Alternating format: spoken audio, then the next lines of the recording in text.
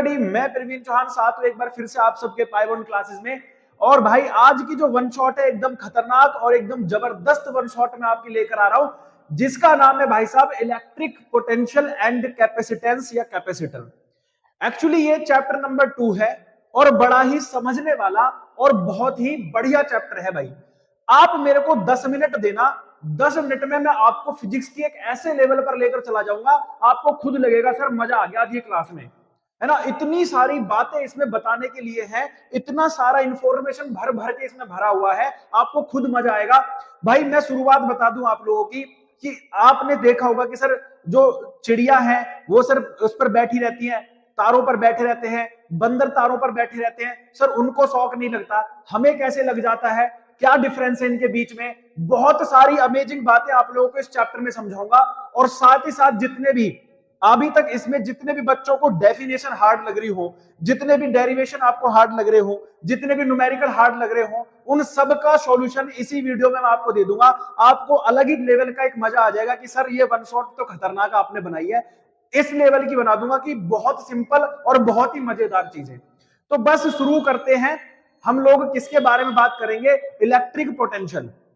देखो दो चीज समझ लो, एक है इलेक्ट्रिक पोटेंशियल और एक होता है पोटेंशियल डिफरेंस। ठीक है जी, पोटेंशियल डिफरेंस। ठीक, मैं इन दोनों के बारे में बात करूंगा। ऐसे मान के चलो कि ये दोनों भाई भाई हैं, ठीक है, एक बड़ा भाई है एक छोटा भाई है, ठीक है। एक इलेक्ट्रिक पोटेंशियल है तो एक पोटेंशियल डिफरेंस है। एक्चुअली जो हमारे घरों में लाइट आती है या हमारा जो काम चलता है वो पोटेंशियल डिफरेंस से चलता है, इलेक्ट्रिक पोटेंशियल से हमारा उतना लेना देना नहीं होता। ठीक है, अब ये क्यों ऐसा होता है सर जी, इससे क्यों लेना देना नहीं है, इससे क्यों लेना देना है, अभी आपको बस 5 से 10 मिनट में आपके दिमाग में चला जाएगा कि सर इस वजह से ये ऐसा हो रहा है। अब हम बात कर लेते हैं कि भाई इलेक्ट्रिक पोटेंशियल क्या होता है। तो डेफिनेशन को छोड़ो और मेरी बातों पर ध्यान दो, और एक एक बात जब आपकी समझ में आ जाए तब मुझे बताना कि हाँ सर समझ में आ गया। एक बात बताओ बेटा, भाई आप लोग मान के चलो ये हमारी एकेडमी है पाई बॉन्ड क्लासेस, ठीक है, और ये आपका घर है। जब आप घर से कहां निकलते हो, अपने एकेडमी के लिए जाते हो, जहां भी आप पढ़ रहे हो वहां एकेडमी पर जाते हो, तो अपना बैग वगैरह लेकर जाते हो। तो क्या लेकर जाने में, या आप अपना बैग लेकर जा रहे हो तो क्या आपको कोई वर्क करना पड़ेगा कि नहीं? भाई एक फोर्स लगेगा और फिर आप लोग डिस्प्लेसमेंट भी कवर करोगे, तो एक आप बोलोगे सर जी हाँ वर्क तो करना पड़ेगा। तो वैसे ही जब मैं एक चार्ज को, ध्यान से सुनना, जब मैं एक चार्ज को, समझिएगा ध्यान से, जब मैं एक चार्ज को इलेक्ट्रिक फील्ड के अंदर लेकर आऊंगा, तो आप बोलोगे सर जी जब चार्ज को इलेक्ट्रिक फील्ड के अंदर लेकर आएंगे तो भैया यहां एक इलेक्ट्रोस्टैटिक फोर्स लग रहा होगा, बोलो हाँ या नहीं। एक इलेक्ट्रोस्टैटिक फोर्स लगेगा जो इस चार्ज को अंदर आने के लिए रोकेगा। जब एक इलेक्ट्रिक स्टैटिक फोर्स लगेगा तो आपको वर्क डन तो करना ही पड़ेगा, है ना। तो चार्ज को जब आप किसी इलेक्ट्रिक फील्ड के अंदर लेकर आते हैं तो वर्क डन तो करना पड़ेगा। बस इसी वर्क डन का नाम क्या है? आपका पोटेंशियल। इसी वर्क डन का नाम क्या है? पोटेंशियल होता है। बात समझ में आ गई कि चार्ज को उठाकर कहां लाना है? इलेक्ट्रिक फील्ड तक लाना है। और जब आप चार्ज को उठाकर इलेक्ट्रिक फील्ड तक लाओगे तो फोर्स के अगेंस्ट काम करोगे, and you have to done a work, और आपको वर्क करना पड़ेगा, और जो भी वर्क है वही क्या है? आपका पोटेंशियल हो जाता है। बात समझ में आ गई? सिंपल सी, इतनी बात दिमाग में रखो। एक्चुअल में क्या है सर जी, जो एक्चुअल में पोटेंशियल होता है ना, पोटेंशियल। तो आप मुझे बताओ, मैं ये कह दूं भाई मेरा पोटेंशियल ये है कि मैं इतने किलो वजन उठा सकता हूं, मेरा पोटेंशियल ये है मैं 2 किलो दूध एक साथ पी सकता हूं, मतलब पोटेंशियल का मतलब क्या होता है? पोटेंशियल का जो एक्चुअल मीन्स होता है वो होता है स्ट्रेंथ से, है ना, स्ट्रेंथ से। स्ट्रेंथ मतलब उसकी ताकत क्या है। तो एक्चुअल में मेरा जो बताने का, समझाने का आपको एकदम तरीका है ना, वो बहुत सिंपल और बहुत आसान तरीके से समझाऊंगा। देखो बेटा, पोटेंशियल का मतलब है स्ट्रेंथ से, ये थोड़ी देर के लिए अपने दिमाग में रखना और मैं आपको बताऊंगा बहुत सारी बातें। अब होता क्या है कि इलेक्ट्रिक पोटेंशियल क्या है? तो इलेक्ट्रिक पोटेंशियल है सर जी, ये हो गया इन्फिनिटी, और इन्फिनिटी पर कोई चार्ज रखा है और इस चार्ज को आप इलेक्ट्रिक फील्ड तक ला रहे हो। ठीक है, कोई चार्ज रखा है इन्फिनिटी पर और इस चार्ज को आप कहां तक लेकर आ रहे हो? इलेक्ट्रिक फील्ड पर। तो इस चार्ज को इन्फिनिटी से इलेक्ट्रिक फील्ड तक लाने में जो भी वर्क डन करना पड़ेगा, that is known as the electric potential. That is known as the electric potential. यानी ये मान लो कि अगर Q इज इक्वल्स टू 1 है, ये जो Q है ये यूनिट है है ना जी। फिजिक्स की लैंग्वेज में वन को कहते हैं यूनिट। तो V is equals to W, यानी वर्क डन ही क्या होता है, पोटेंशियल होता है। ठीक है, अब वर्क डन कैसे स्ट्रेंथ बन गया, वर्क डन कैसे स्ट्रेंथ बनेगा, देखो जितना ये दूर है भाई, इंफिनिटी है तो सर जी धीरे धीरे आएगा, तो आपको पता है वर्क डन कम करना पड़ेगा, लेकिन जैसे ये इस इलेक्ट्रिक फील्ड के पास आता चला जाएगा तो वैसे ही हमें वर्क ज्यादा करना पड़ेगा, स्ट्रेंथ ज्यादा लगानी पड़ेगी, फोर्स ज्यादा इसको रोकेगा। ठीक है भाई, तो ज्यादा स्ट्रेंथ लगानी पड़ेगी, ज्यादा वर्क डन करना पड़ेगा, तो इसीलिए मैंने कहा था कि इसका नाम क्या है, इलेक्ट्रिक पोटेंशियल। बोले तो स्ट्रेंथ नाम है, इसकी ताकत नाम है। भाई जितना दूर जाएगा उतनी स्ट्रेंथ कम होती चली जाएगी, जितना पास आएगा उतनी स्ट्रेंथ ज्यादा लगती चली जाएगी, इसलिए हम पोटेंशियल को स्ट्रेंथ से भी जानते हैं। लेकिन रियल डेफिनेशन क्या है वो आपके दिमाग में डाल दूं, तो it is the amount of work done, it is the amount of work done to move a unit positive charge from infinity to electric field, यानी इंफिनिटी से इलेक्ट्रिक फील्ड तक, इंफिनिटी से इलेक्ट्रिक फील्ड तक charge को लाने में जो work done करना पड़ता है। ठीक है, ध्यान से समझना कि इलेक्ट कहां से, इंफिनिटी से चार्ज को कहां लेकर आ रहे हैं, इलेक्ट्रिक फील्ड तक ला रहे हैं, तो उसके बीच में हमें वर्क डन करना पड़ता है।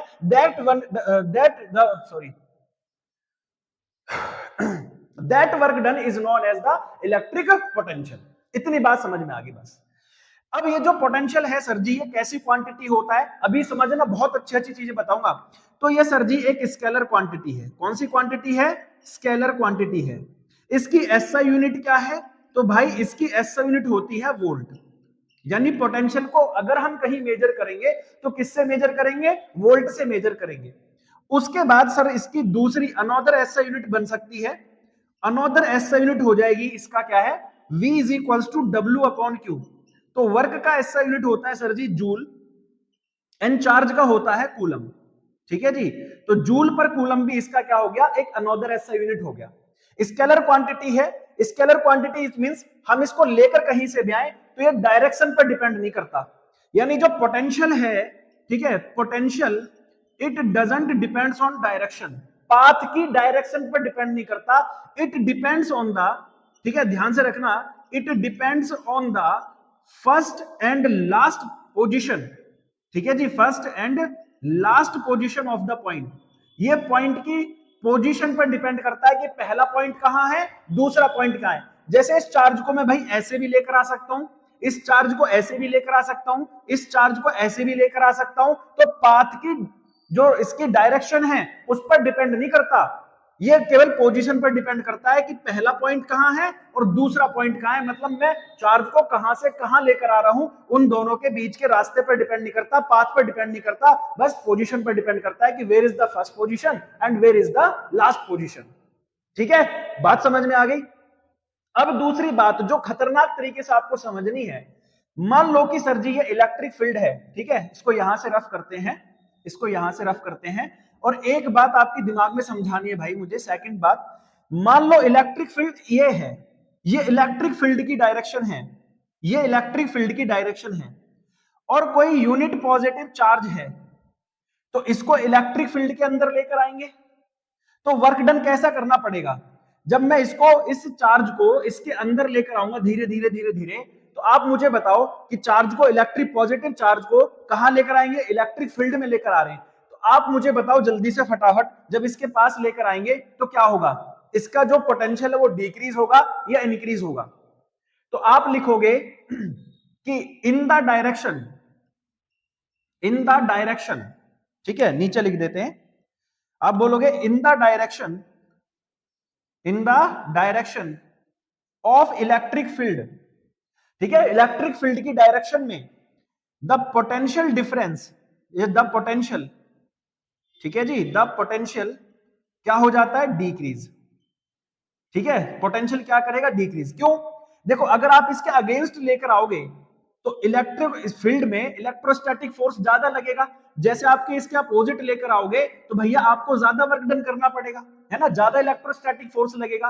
अब जब आप इसकी डायरेक्शन में आगे बढ़ोगे, ऐसे पॉजिटिव चार्ज के ऐसे ऐसे, है ना, इधर जाओगे, इससे दूर जाओगे, तो इन द डायरेक्शन जा रहे हो, तो इन द डायरेक्शन जाओगे तो सर जी क्या करोगे, डिस्टेंस ज्यादा कवर होगी इधर की तरफ, तो इलेक्ट्रिक फील्ड भी इसी डायरेक्शन में है और पॉजिटिव चार्ज भी इसी डायरेक्शन में मूव कर रहा है, तो यानी यहां पर फोर्स कम लगेगा, फोर्स कम लगेगा तो वर्क डन कम होगा, वर्क डन कम होगा तो पोटेंशियल डिक्रीज हो जाएगा।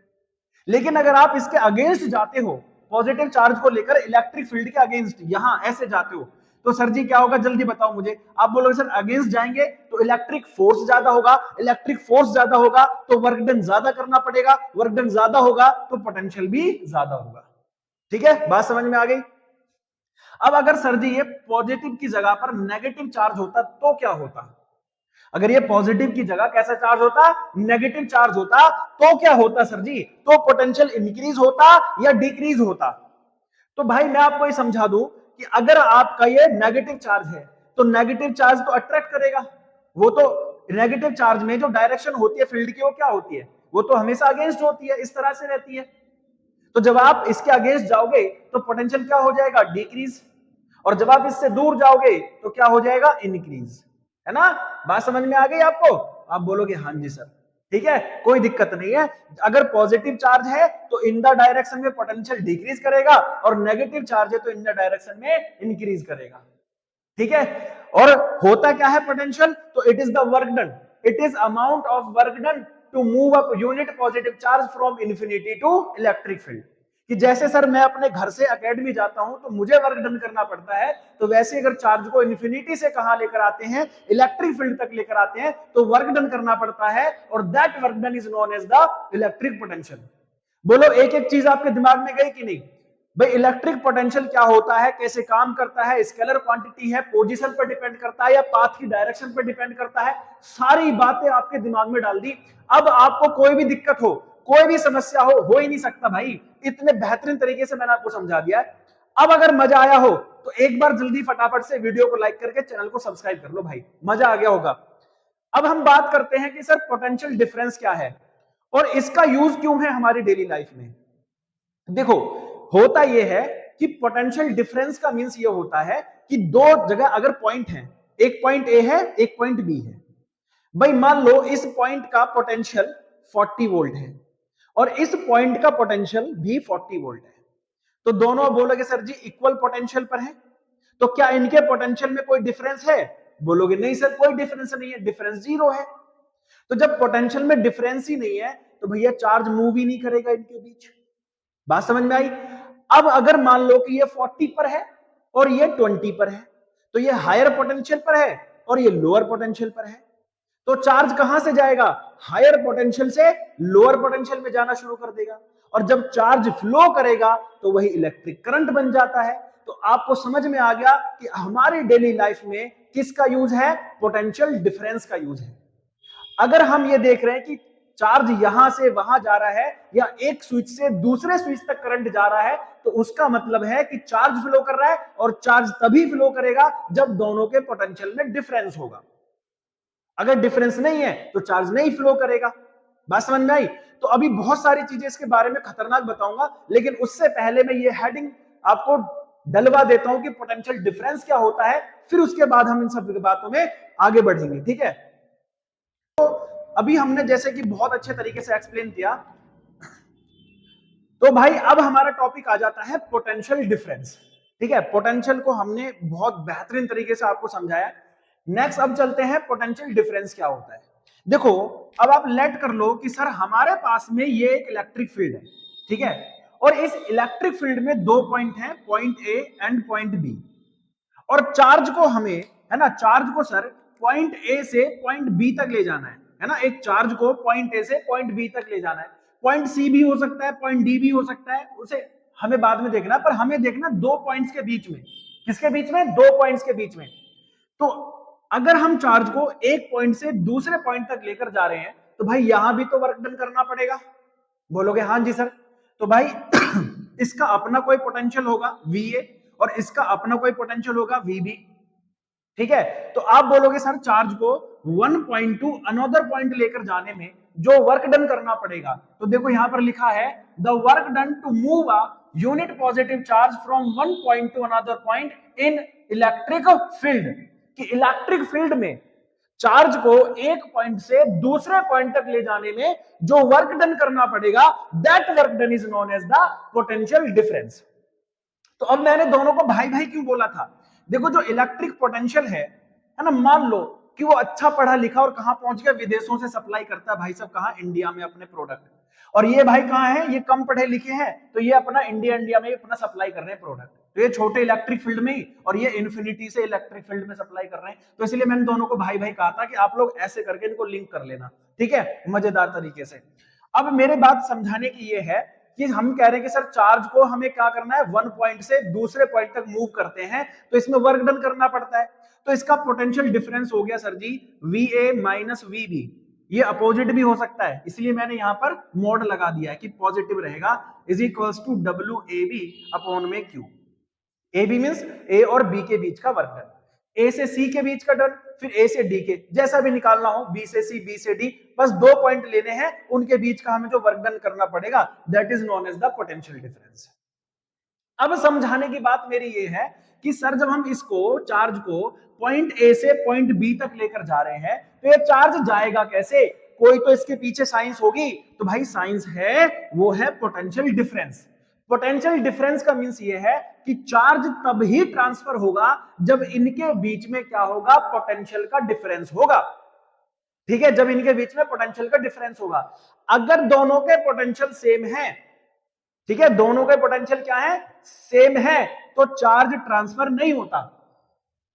इट मींस मान लो कि ये प्लेट है आपके पास में स्मॉल a और ये प्लेट है B, इस प्लेट का पोटेंशियल अगर 10 वोल्ट है और इसका भी पोटेंशियल अगर 10 वोल्ट है, तो बताओ इनके बीच वर्क डन कितना हो गया?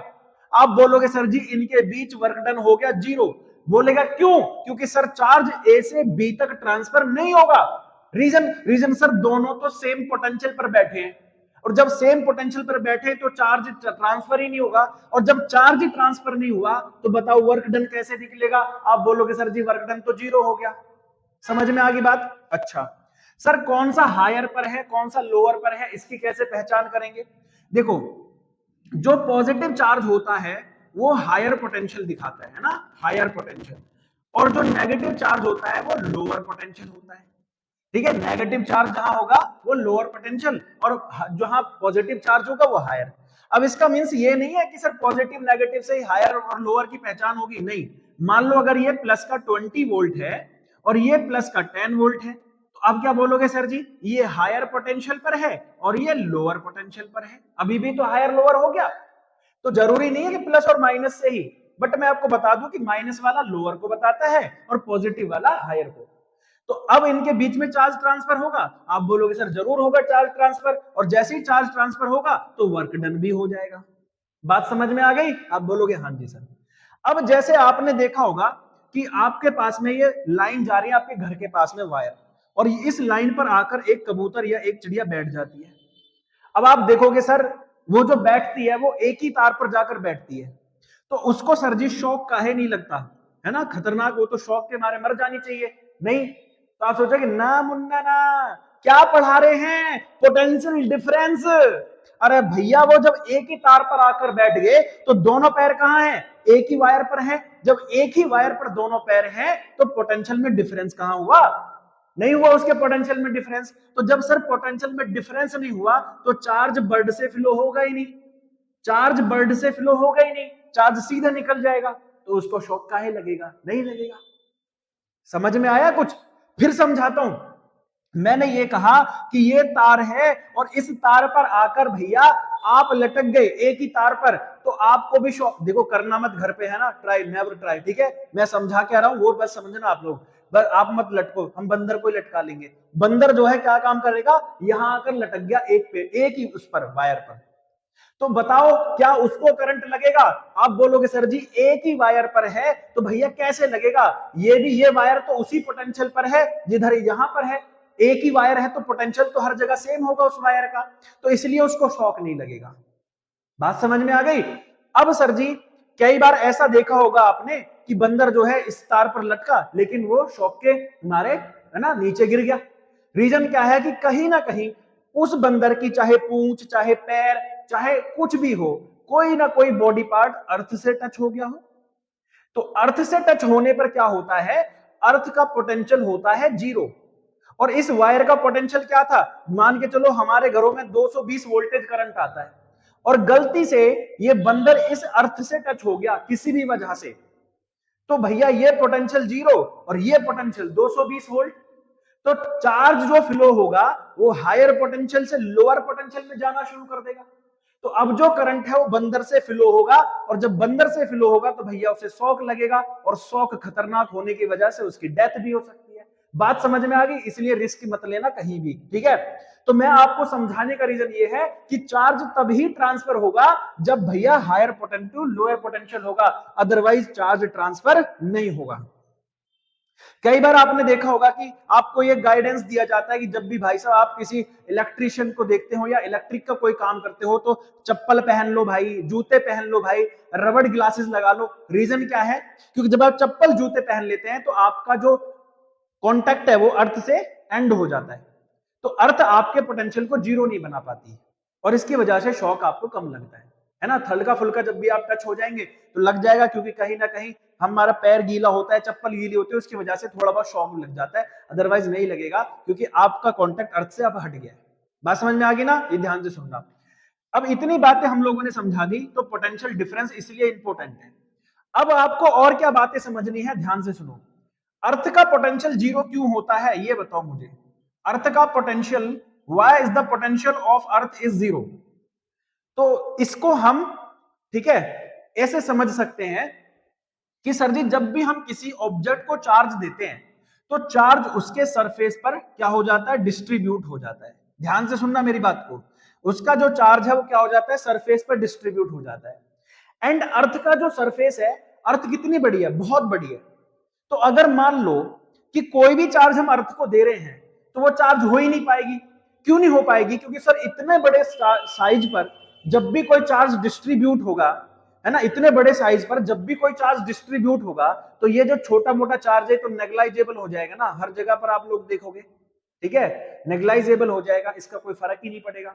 दैट्स वाई हम अर्थ का पोटेंशियल क्या होता है? जीरो होता है। समझ में आ गया? इतने बड़े साइज के वजह से। अब हमें यह समझना है सर जी, है ना, इंपॉर्टेंट बात अब यहां से शुरू होगी कि सर यहां पर पॉजिटिव चार्ज है और यहां पर नेगेटिव चार्ज है। अगर इन दोनों के बीच में मैंने क्या रख दिया, जल्दी बताओ फटाफट से, तो ये हायर पोटेंशियल पर है, ये लोअर पोटेंशियल पर है। इन दोनों के बीच अगर मैंने पॉजिटिव चार्ज रख दिया तो पॉजिटिव चार्ज कहां से कहां की तरफ फ्लो होगा? आप बोलोगे सर पॉजिटिव तो नेगेटिव की तरफ अट्रैक्ट हो जाएगा। तो वही तो मैं समझा रहा हूं कि अगर पॉजिटिव चार्ज है तो पॉजिटिव चार्ज हायर पोटेंशियल से लोअर पोटेंशियल में जाता है। अगर इनके बीच में नेगेटिव चार्ज रख दिया जाए, निगेटिव, अब समझने की बात है, तो नेगेटिव किसकी तरफ अट्रैक्ट होगा? पॉजिटिव की तरफ।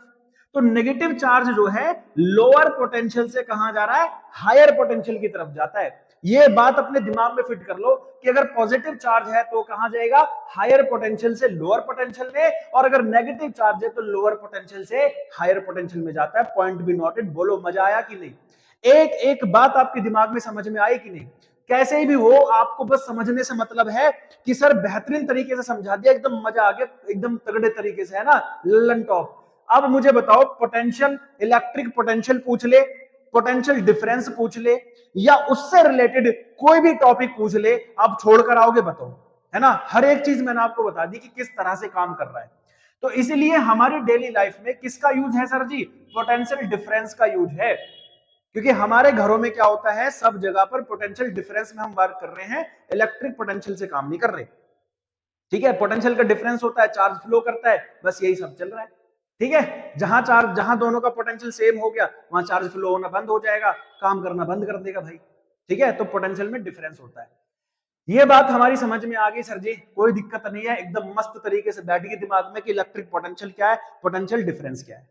अब छोटी छोटी डेफिनेशन आती है कि sir what is 1 electron volt, या 1 वोल्ट किसे कहते हैं, व्हाट इज 1 वोल्ट। वैसे 1 इलेक्ट्रॉन वोल्ट तो मैं फर्स्ट चैप्टर में भी करवा चुका हूं, बट इसमें भी हम लोग करवाएंगे। क्या है 1 इलेक्ट्रॉन वोल्ट, क्या होता है 1 वोल्ट की डेफिनेशन क्या होगी?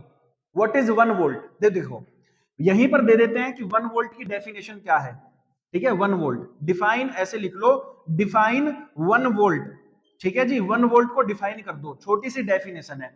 तो आपने पढ़ा था sir V is equals to होता है W/Q, है ना। अब बिल्कुल अब वो कुछ रटने की जरूरत नहीं यार, physics is very interesting, and physics के फील में जाओ, अंदर उसको महसूस करो, और जब आप उसको महसूस करोगे ना तब आपको लगेगा कि यार फिजिक्स के जैसा कोई चीज ही नहीं है, इतने समझने की चीज है इसमें, मजा आ जाएगा। तो V is equal to W upon Q. तो आप बोलोगे सर अगर डब्ल्यू भी 1 जूल ऑफ वर्क हो जाए, है ना, और चार्ज भी कितना हो जाए, यूनिट चार्ज हो जाए, तो सर जी पोटेंशियल कितना हो जाएगा, 1 वोल्ट हो जाएगा। बस इसकी डेफिनेशन बना दो भैया। आप बोलोगे if the work is done, if the work is done 1 joule, ठीक है, to move a unit positive charge, ठीक है, यूनिट यानी 1 कूलम यूनिट पॉजिटिव चार्ज, ठीक है, फ्रॉम इन्फिनिटी टू, है ना जी, वही लिखना है, इन्फिनिटी टू इलेक्ट्रिक फील्ड। कि अगर हम 1 यूनिट चार्ज को इन्फिनिटी से कहां लेकर आते हैं, इलेक्ट्रिक फील्ड में लेकर आते हैं, और कितना वर्क डन करना पड़ता है, 1 जूल ऑफ वर्क डन करना पड़ता है, then it is known as the 1 volt. क्या हो गया बेटा, वो 1 वोल्ट हो गया।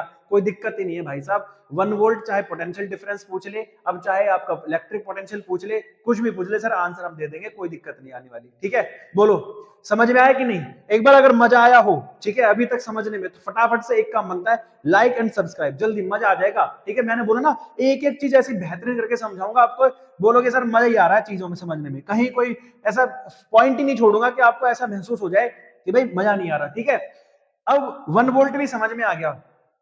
सर 1 इलेक्ट्रॉन वोल्ट क्या है ना, 1 इलेक्ट्रॉन वोल्ट क्या है?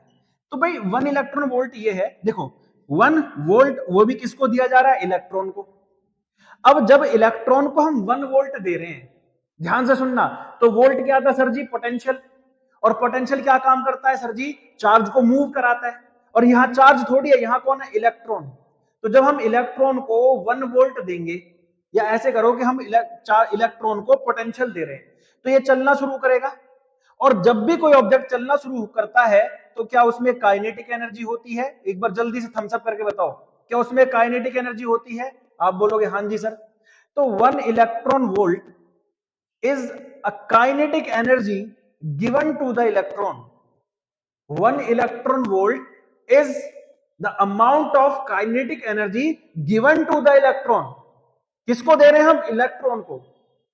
और जब इलेक्ट्रॉन को देते हैं तो इट स्टार्ट एसिलरेटेड, ठीक है, इट स्टार्ट एसिलरेटिंग, ठीक है, accelerating with the potential of, with the potential of, ठीक है, 1 वोल्ट। कि अगर हम किसी भी इलेक्ट्रॉन को इतनी काइनेटिक एनर्जी दे कि वो एसिलरेट करना स्टार्ट कर दे, कितने पोटेंशियल से? 1 वोल्ट के पोटेंशियल से। एसिलरेट का मींस होता है कि चलना शुरू कर दे। कितने पोटेंशियल से? 1 वोल्ट ऑफ पोटेंशियल से चलना शुरू कर दे, that is known as the 1 electron volt. बोलो मेरे भाई समझ में आया कि नहीं? कि 1 electron volt is the amount of kinetic energy given to the electron by which is start to accelerate with 1 volt of potential, कि जिसे गेट करने के बाद वो 1 वोल्ट ऑफ काइनेटिक एनर्जी से एक्सीलरेट करना शुरू कर देता है, that is known as the 1 electron volt. बोलो मजा आया? चलो ठीक है, अब यहां के बाद से छोटी छोटी डेफिनेशन तो हमने एंड कर ही ली है, अब यहां के बाद से चलते हैं डेरिवेशन। और एक डेरिवेशन है कि electric potential due to, electric potential due to point charge, कि पॉइंट चार्ज के ड्यू टू इलेक्ट्रिक पोटेंशियल हमें फाइंड करना है। ठीक है, चलो फटाफट से करते हैं इसे भी। नेक्स्ट टॉपिक हमारा आ चुका है जिसका नाम है बेटा क्या, electric potential due to point charge. ठीक है, बहुत ही बेहतरीन और बहुत ही इंपॉर्टेंट टॉपिक है भाई। हमने बहुत इंटरेस्टिंग वे में, हमने बहुत ज्यादा इंटरेस्टिंग तरीके से electric potential and potential difference को कवर किया। अब उसके बाद में हमें यह समझना है कि अगर हम कोई एक पॉइंट चार्ज रख दें तो उसके ड्यू टू इलेक्ट्रिक पोटेंशियल कितना होगा। इसको समझने के लिए मैं आपको एक डायग्राम के थ्रू समझाता हूं।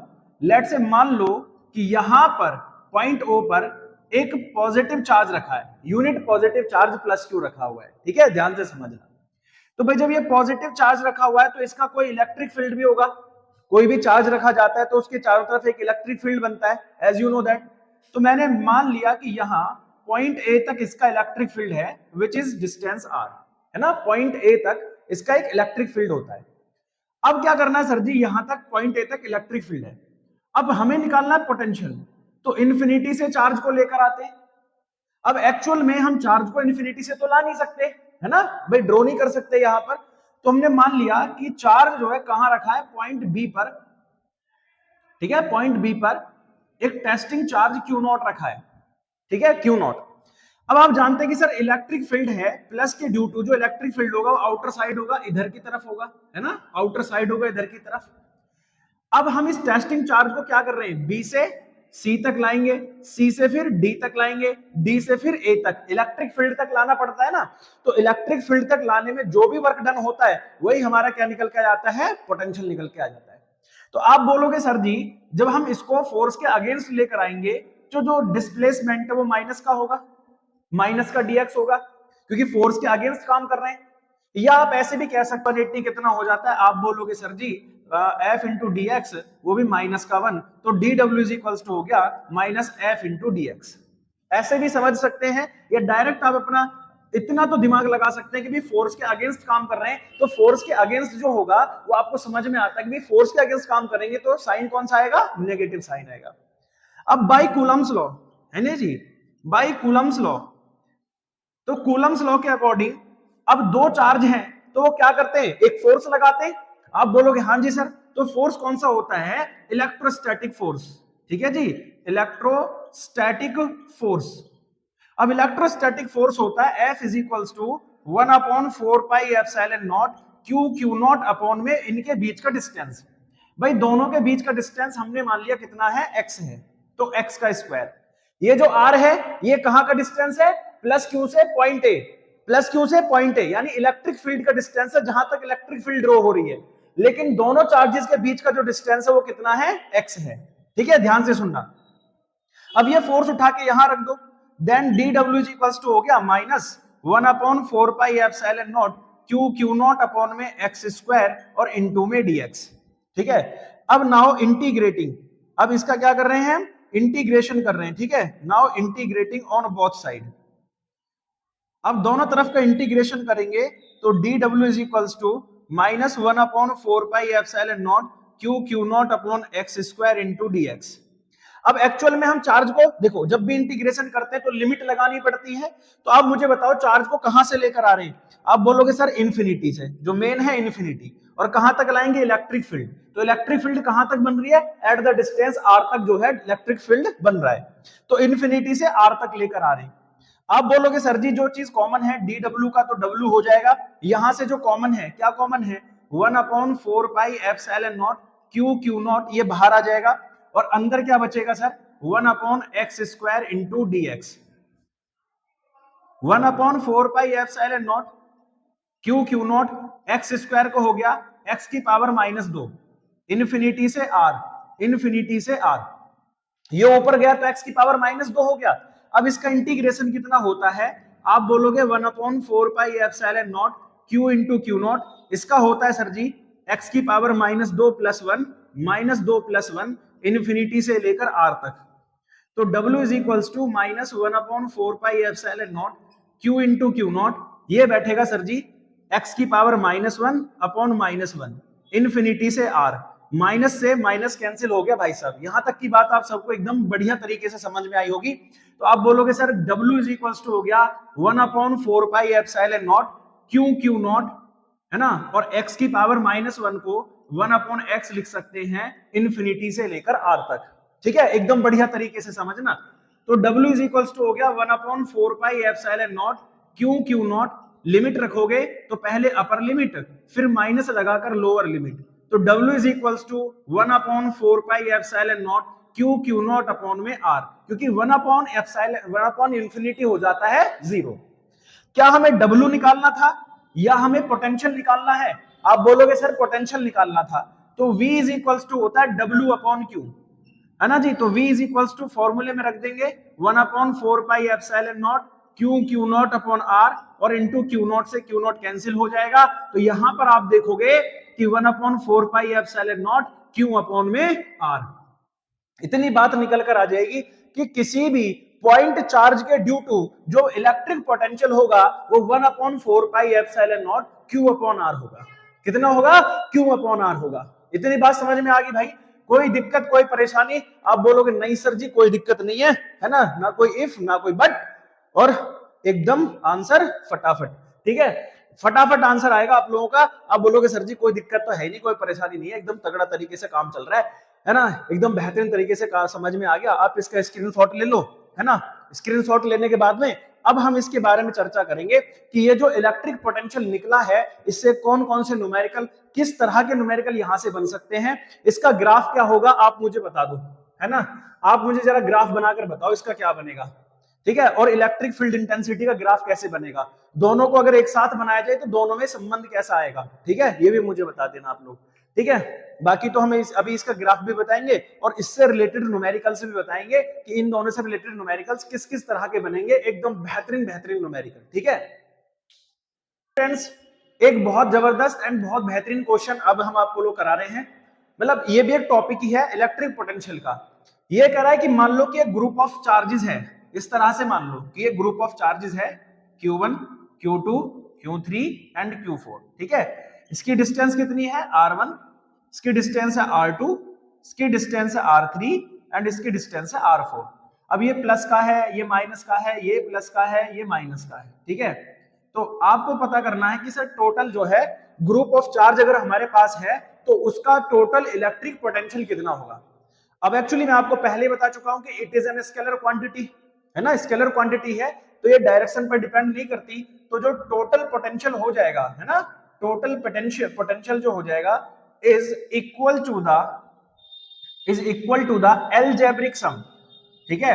आप ध्यान से सुनना, is equal to the algebraic sum of potential of each charge, ठीक है। हर एक चार्ज के किसके बराबर होगा बेटा, जल्दी बताओ फटाफट से, हर एक चार्ज के पोटेंशियल के अलजेब्रिक सम के बराबर होगा। इट मींस ये क्या है कि अगर V टोटल निकाला जाए तो V1 plus V2 plus V3 plus V4। अब आप बोलोगे कि जो टोटल पोटेंशियल है 1/4 pi epsilon not Q1 upon R1, फिर प्लस में 1/4 pi epsilon not Q2 upon R2, लेकिन Q2 किस में है, माइनस में है, तो 1/4 pi epsilon not Q3 upon R4 plus 1/4 pi epsilon not आप बोलोगे Q4 अपॉन में R4। अब आप चाहो तो आप बोलोगे सर जी V टोटल हो गया 1/4 पाई एप्सिलॉन नॉट कॉमन आ जाएगा, Q1 upon R1 minus Q2 upon R2 plus Q3 upon R3, ठीक है जी, और प्लस माइनस में Q4 अपॉन में R4। तो इस तरह से ये अलजेब्रिक सम के इक्वल होता है। अब चाहे 4 चार्जेस हो, चाहे आपके 10 चार्जेस हो, चाहे आपके पास 50 चार्जेस हो, आपको बस ये देखना है कि ये प्लस का है माइनस का है कैसा है। अगर सारे प्लस के होते तो सर जी सारे ऐड हो जाते, सारे माइनस के होते तो सबके सामने माइनस आ जाता, कुछ प्लस के हैं कुछ माइनस के हैं, तो वैसे मैंने आपको करके दिखा दिया, ये प्लस का था ये माइनस का था, ये प्लस का था ये माइनस का था, तो जो प्लस का है वो प्लस का रहेगा, जो माइनस का वो माइनस का रहेगा, एंड सबको ऐड कर देना है, आ गया आपका आंसर। कोई दिक्कत इसमें, आप बोलोगे नहीं सर जी कोई दिक्कत नहीं है। तो इस तरह से अगर ग्रुप ऑफ चार्जेस मिल जाए तो आप सबको क्या करना है, ऐड करके दिखा देना है कि सर जी ये हो गया आपका टोटल चार्जेस, है ना, टोटल सॉरी पोटेंशियल, है ना, डिफरेंट टाइप ऑफ चार्जेस, अलग अलग चार्जेस का टोटल पोटेंशियल ऐसे निकलता है।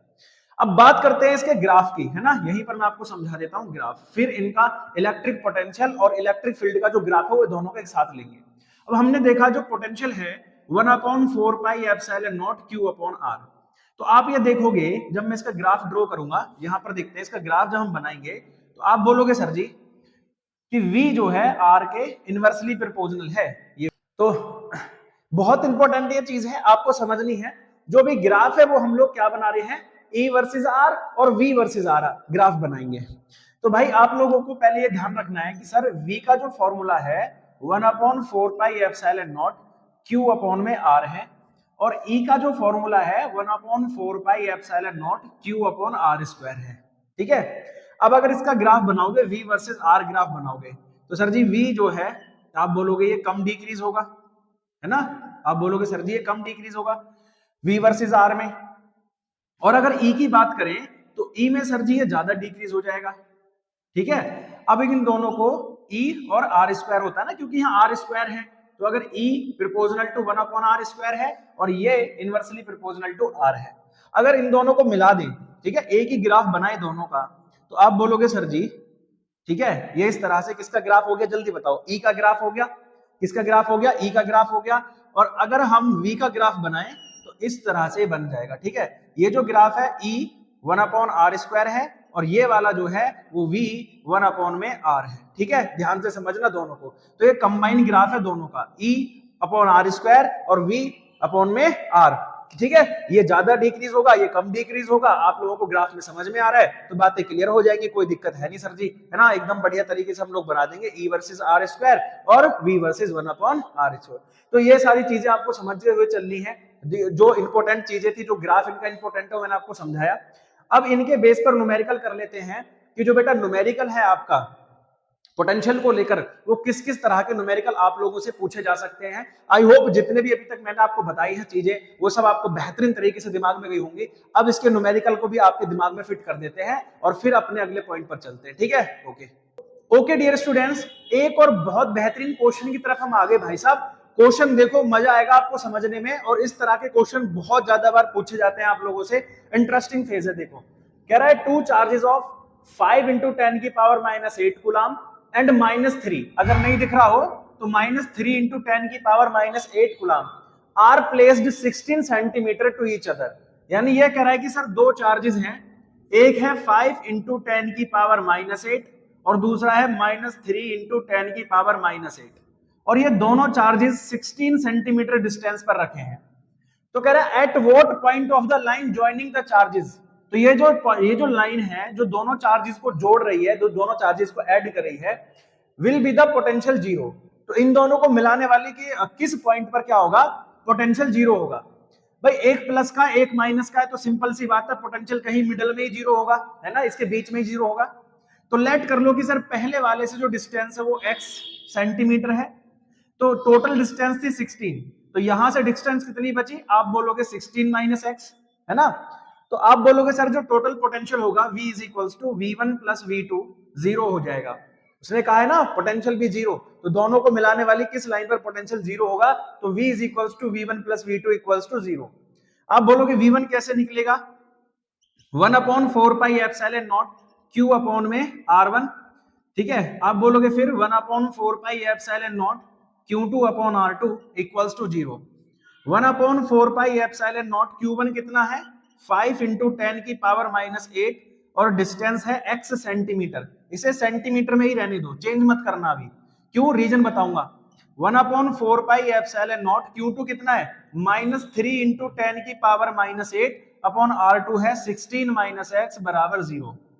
भाई ये प्लस माइनस हो जाएगा, 1/4πε0 5 × 10⁻⁸ अपॉन x सेंटीमीटर है ना, और ये माइनस में हो जाएगा 1/4πε0 3 × 10⁻⁸ अपॉन 16 - x।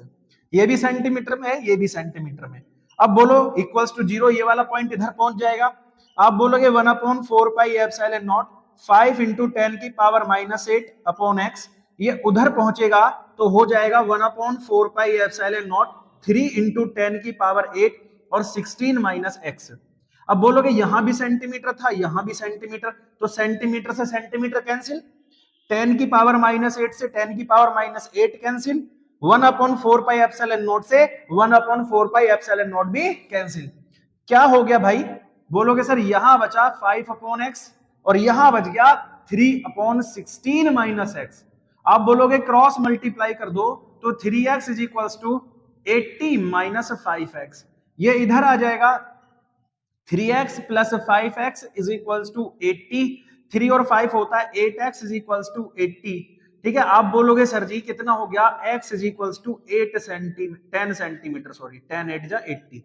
तो 10 सेंटीमीटर कहां से, फर्स्ट वाले से x की वैल्यू आई है ना, तो x की वैल्यू यानी सर जी पहले वाले से 10 सेंटीमीटर की डिस्टेंस पर, और दूसरे वाले से पूछे तो सर जी 16 में से 10 माइनस करोगे तो 6 सेंटीमीटर, यानी पहले वाले से 10 सेंटीमीटर और दूसरे से 6 सेंटीमीटर की डिस्टेंस पर जो टोटल पोटेंशियल है वो 0 होगा। अब एग्जामिनर क्या करेगा, आपसे पूछ लेगा at what point from the second charge, है ना, at what point from the second charge will be the potential zero. अब सेकंड चार्ज से डिस्टेंस निकालनी थी, आप इतना ही करके आ जाओगे और नंबर कट जाएगा। तो आपको ये भी देखना है कि पहले चार्ज से उसने पूछा है या सेकंड चार्ज से पूछा है। तो सेकंड चार्ज से पूछा है तो माइनस कर देना 6 सेंटीमीटर, और फर्स्ट चार्ज से पूछे तो सर जी 10 सेंटीमीटर पर। बात समझ में आ गई बढ़िया तरीके से, है ना, कोई दिक्कत नहीं है सर जी, है ना, एकदम बड़े बेहतरीन तरीके से लल्लन टॉप समझ में आ गई, दिमाग में चला गया, अब तो कोई दिक्कत ही नहीं है सर जी, पेपर फाड़ के आएंगे, टेंशन नहीं है, कोई दिक्कत।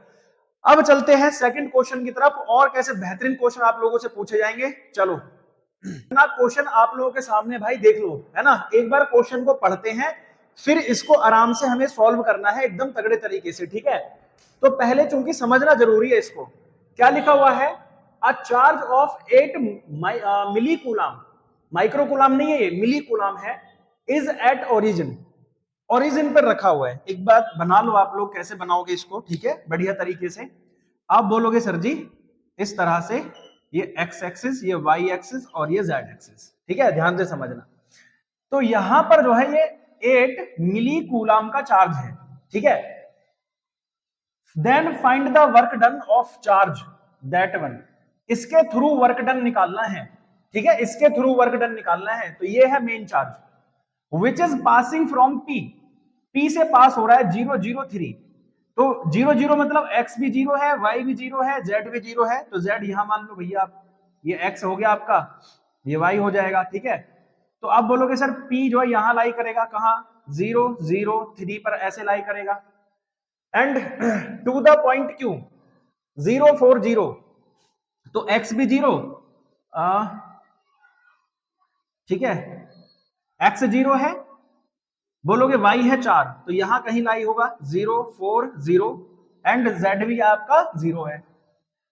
पासिंग थ्रू द पॉइंट 069, तो किस किस से जा रहा है भैया, x 0 हो गया, y 6 है और ये 9 है, तो इनके बीच में कहीं यहां आएगा r, r आ जाएगा 0, 6 और 9, इतना सेंटीमीटर पर। अब जो चार्ज है भाई ध्यान से समझना, ये है सर जी 0 इतना समझ में आ गया, ये पॉइंट p है, ये पॉइंट q है और ये पॉइंट r है। यानी जो हमें चार्ज निकालना, जो हमें वर्क डन निकालना है, किसके थ्रू निकालना है, ये वाला चार्ज, और ये वाला चार्ज P से R और R से फिर कहां जा रहा है Q, तो हमें इसके थ्रू ऐसे टोटल वर्क डन निकालना है। तो work done is equals to होता है सर जी, आप बोलोगे Q इंटू, है ना, V, या डेल्टा V मान लो, है ना, ऐसे मान लो V is equals to W upon Q, तो W is equals to V into Q। अब एक्चुअली यहां पर जो V है वो V नहीं होगा, डेल्टा V होगा, क्यों, क्योंकि P के थ्रू भी होगा और Q के थ्रू भी होगा। अब समझने वाली बात ये है बेटा, ये जो इसने R दे दिया ना, ये आपको कंफ्यूज करेगा, है ना, ये आपको कंफ्यूज करेगा, लेकिन आपको मैंने पढ़ाया हुआ था, क्या पढ़ाया हुआ था कि भाई जो पोटेंशियल होता है वो पाथ पर निर्भर ही नहीं करता, डिपेंड ही नहीं करता, पाथ कैसा ही भी हो उस पर डिपेंड ही नहीं करता, ये तो इनिशियल एंड फाइनल पोजीशन पर डिपेंड करता है। तो इस आर का होना ना होना कोई इफेक्ट नहीं डालेगा, ध्यान से अपने दिमाग में डाल लेना, इस आर का होना ना होना क्या है, कोई इफेक्ट नहीं डालेगा। तो डेल्टा वी क्या होगा सर जी, आप बोलोगे we Q minus VP into Q not. Q naught कितना है सर जी, आप बोलोगे -2 इंटू 10 की पावर -9 कूलम। इसका क्या यूज है सर, इसका यूज ये है कि ये पॉइंट पी पर कितना पोटेंशियल होगा और पॉइंट क्यू पर कितना पोटेंशियल होगा वो फाइंड करेगा। तो जब आप वीपी निकालोगे, है ना, जल्दी बताना, वीपी जब आप निकालोगे तो आप बोलोगे sir 1/4 pi epsilon naught Q upon में आर रखोगे, तो आप बोलोगे सर 1/4 पाई एप्सिलॉन नॉट का वैल्यू होता है 9 इंटू 10 की पावर 9, क्यू का वैल्यू क्या है 8 इंटू 10 की पावर -3, और अपॉन आर कितना है, आर है सर जी 3 इंटू 10 की पावर -2, ठीक है। अब 3 से ये 3 टाइम कैंसिल हो गया, तो Vp इज इक्वल्स टू आ गया 8 3 जा 24, है ना, इंटू 10 की पावर 9 में से 3 गया, जल्दी बताओ 9, क्योंकि ये प्लस का और ये माइनस का, तो 9 में से 3 गया 6, और ये ऊपर जाएगा तो प्लस का हो जाएगा 6 और 2 हो गया 8। फिर VQ निकालोगे आप, तो VQ निकालोगे तो क्या बोलोगे सर, सेम करना है 1/4 pi epsilon naught Q upon में R2, यहां पर करोगे 9 इंटू 10 की पावर 9 इंटू क्यू कितना है 8 इंटू 10 की पावर -3, है ना, इसी के ड्यू टू होगा, इस पे भी जो पोटेंशियल होगा, अपॉन 4 इंटू 10 की पावर -2, तो 4 2 जा 8 हो गया, तो कितना हो गया 9 2 जा 18 इंटू 10 की पावर 8। 9 में से 3 गया 6 और 2 8 हो गया भाई। कोई दिक्कत नहीं है सर, वर्क डन हमें निकालना था। तो वर्क डन किसके ड्यू टू है sir ji? Q naught charge के ड्यू टू हो रहा है। क्यू नॉट चार्ज कितना है? 2 इंटू 10 की पावर -9। और फिर बोलोगे sir ji we Q minus VP, तो वी क्यू कितना है? आप बोलोगे 18 इंटू 10 की पावर 8 और माइनस कितना है सर जी? आप बोलोगे 24 इंटू 10 की पावर 8। आप बोलोगे सर वर्क डन -2 इंटू 10 की पावर -9। 18 में से 24 गया तो -6 इंटू 10 की पावर 8।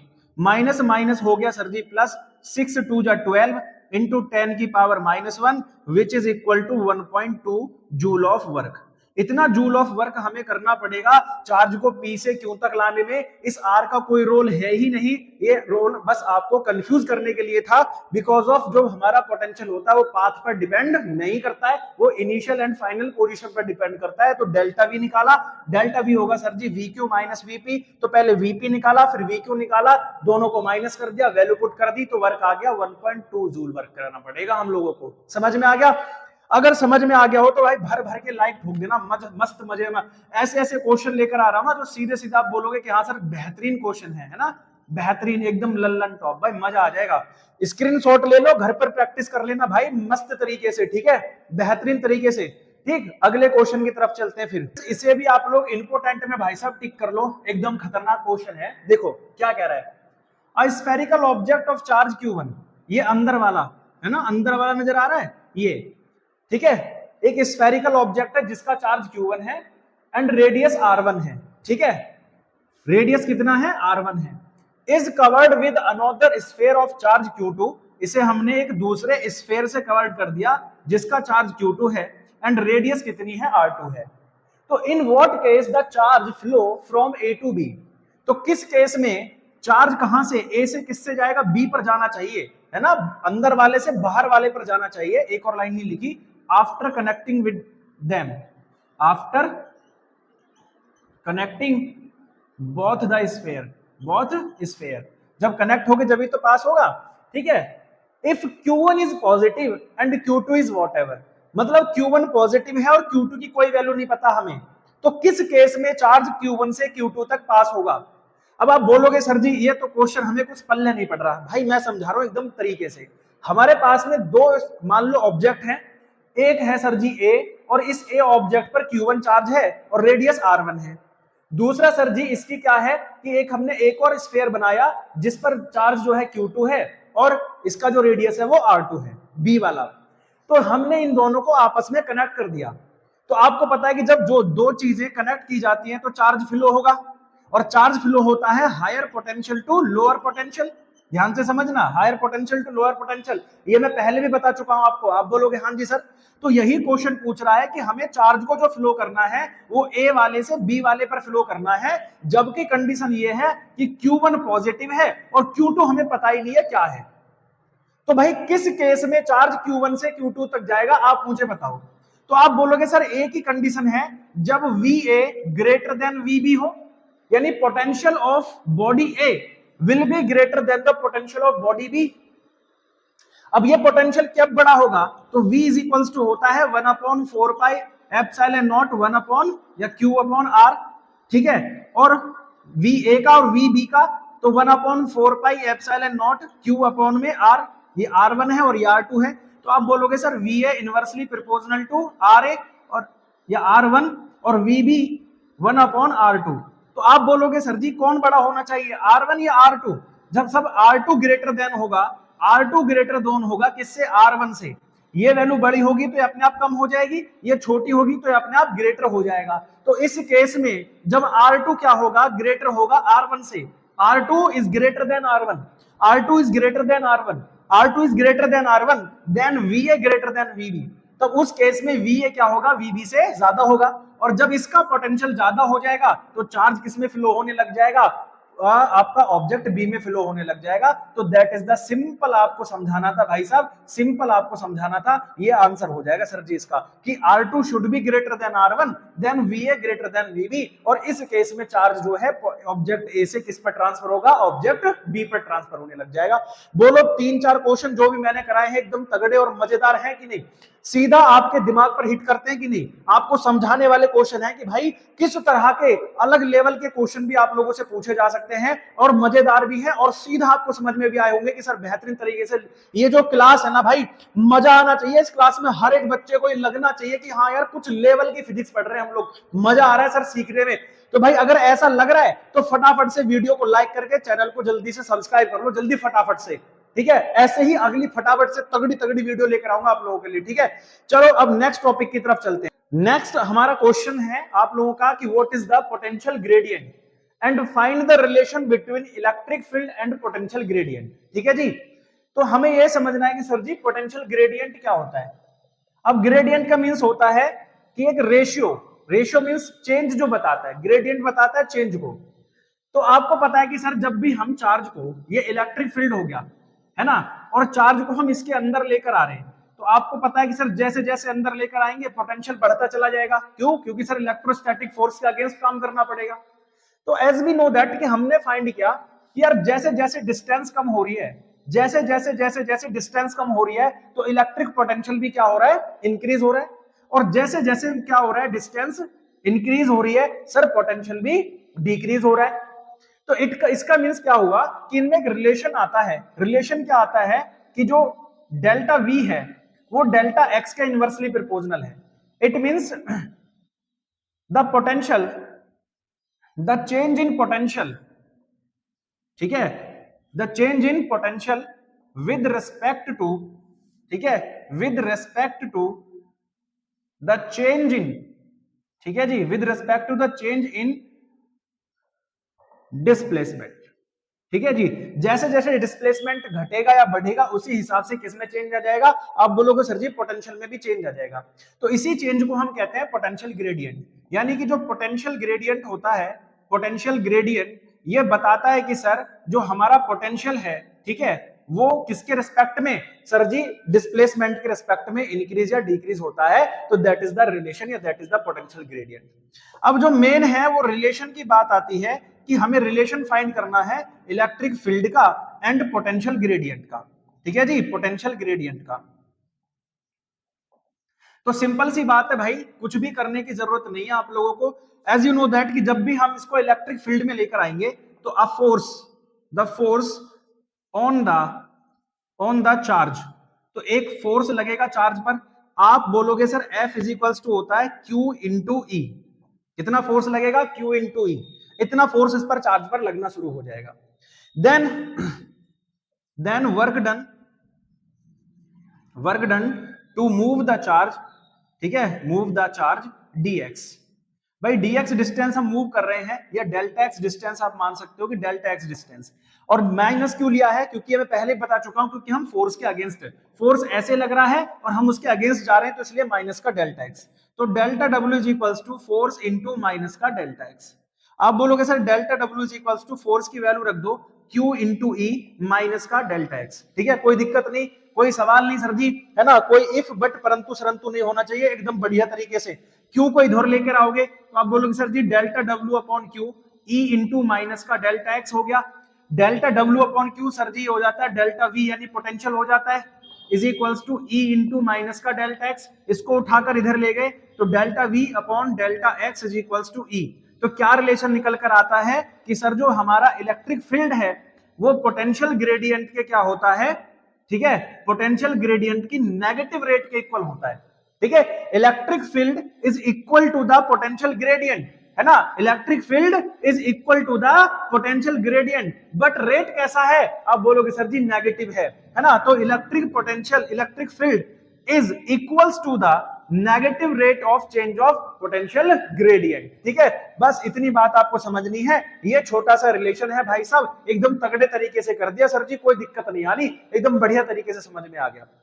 इसके बाद में हम लोग चल रहे हैं बेटा किस पर, कि electric potential due to axial and equatorial.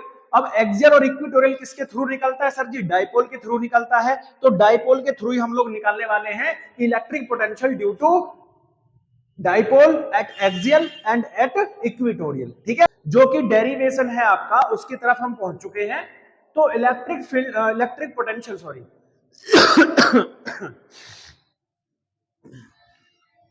तो डियर फ्रेंड्स, एक और इंपॉर्टेंट डेरिवेशन जिसका नाम है electric potential due to dipole. यहां तक हम लोग आ चुके हैं। अब एक्चुअली जैसे आपने इलेक्ट्रिक फील्ड को स्टडी किया था कि डाइपोल के थ्रू जो है क्या निकालते हैं सर, हम इलेक्ट्रिक फील्ड इंटेंसिटी निकालते हैं, तो दो टाइप से निकलती थी, एक सर एक्सियल में, एक इक्वेटोरियल में। तो सेम यहां पर भी है कि अगर आप इलेक्ट्रिक पोटेंशियल निकाल रहे हैं, क्या निकाल रहे हैं, इलेक्ट्रिक पोटेंशियल, तो वो भी दो तरीके से निकलता है, एक सर एक्सियल पर और एक इक्वेटोरियल पर। तो दोनों तरीके से हम लोगों को निकालना है। सबसे पहले हम बात कर लेते हैं एट एक्सियल पर। तो बेटा एक्सियल का मींस क्या होता है, आपको मैंने बताया था कि सर एक्सियल का मींस होता है एक्स एक्सिस। तो लेट कर लो ये एक डाइपोल है, माइनस और प्लस क्यू चार्ज है, टोटल डिस्टेंस सर 12 होती है। तो एक्स एक्सिस पर यानी यहां कहीं एक पॉइंट P है, इस पॉइंट P पर ही हमें क्या फाइंड करना है, इलेक्ट्रिक पोटेंशियल। तो हम लोग जानते हैं कि सर यहां जो है ये इस डाइपोल का बिल्कुल क्या है, सेंटर है। तो सेंटर से जो इसकी डिस्टेंस है वो कितनी है, r है। और अगर हम इस 12 को ब्रेक करें तो ऐसे लिख सकते हैं कि यहां से यहां तक L और यहां से यहां तक L, आधी और आधी। ठीक है, ये हम लोगों ने इतना कर लिया। अब आप लोग समझो कि बेटा यहां से प्लस क्यू से हमें P की डिस्टेंस निकालनी है। एक बात समझो, सेंटर से जो डिस्टेंस है वो r है, सेंटर से जो डिस्टेंस है वो r है। तो यहां से कितनी डिस्टेंस होगी, आप बोलोगे सर ये वाली डिस्टेंस कम हो जाएगी, तो आप बोलोगे द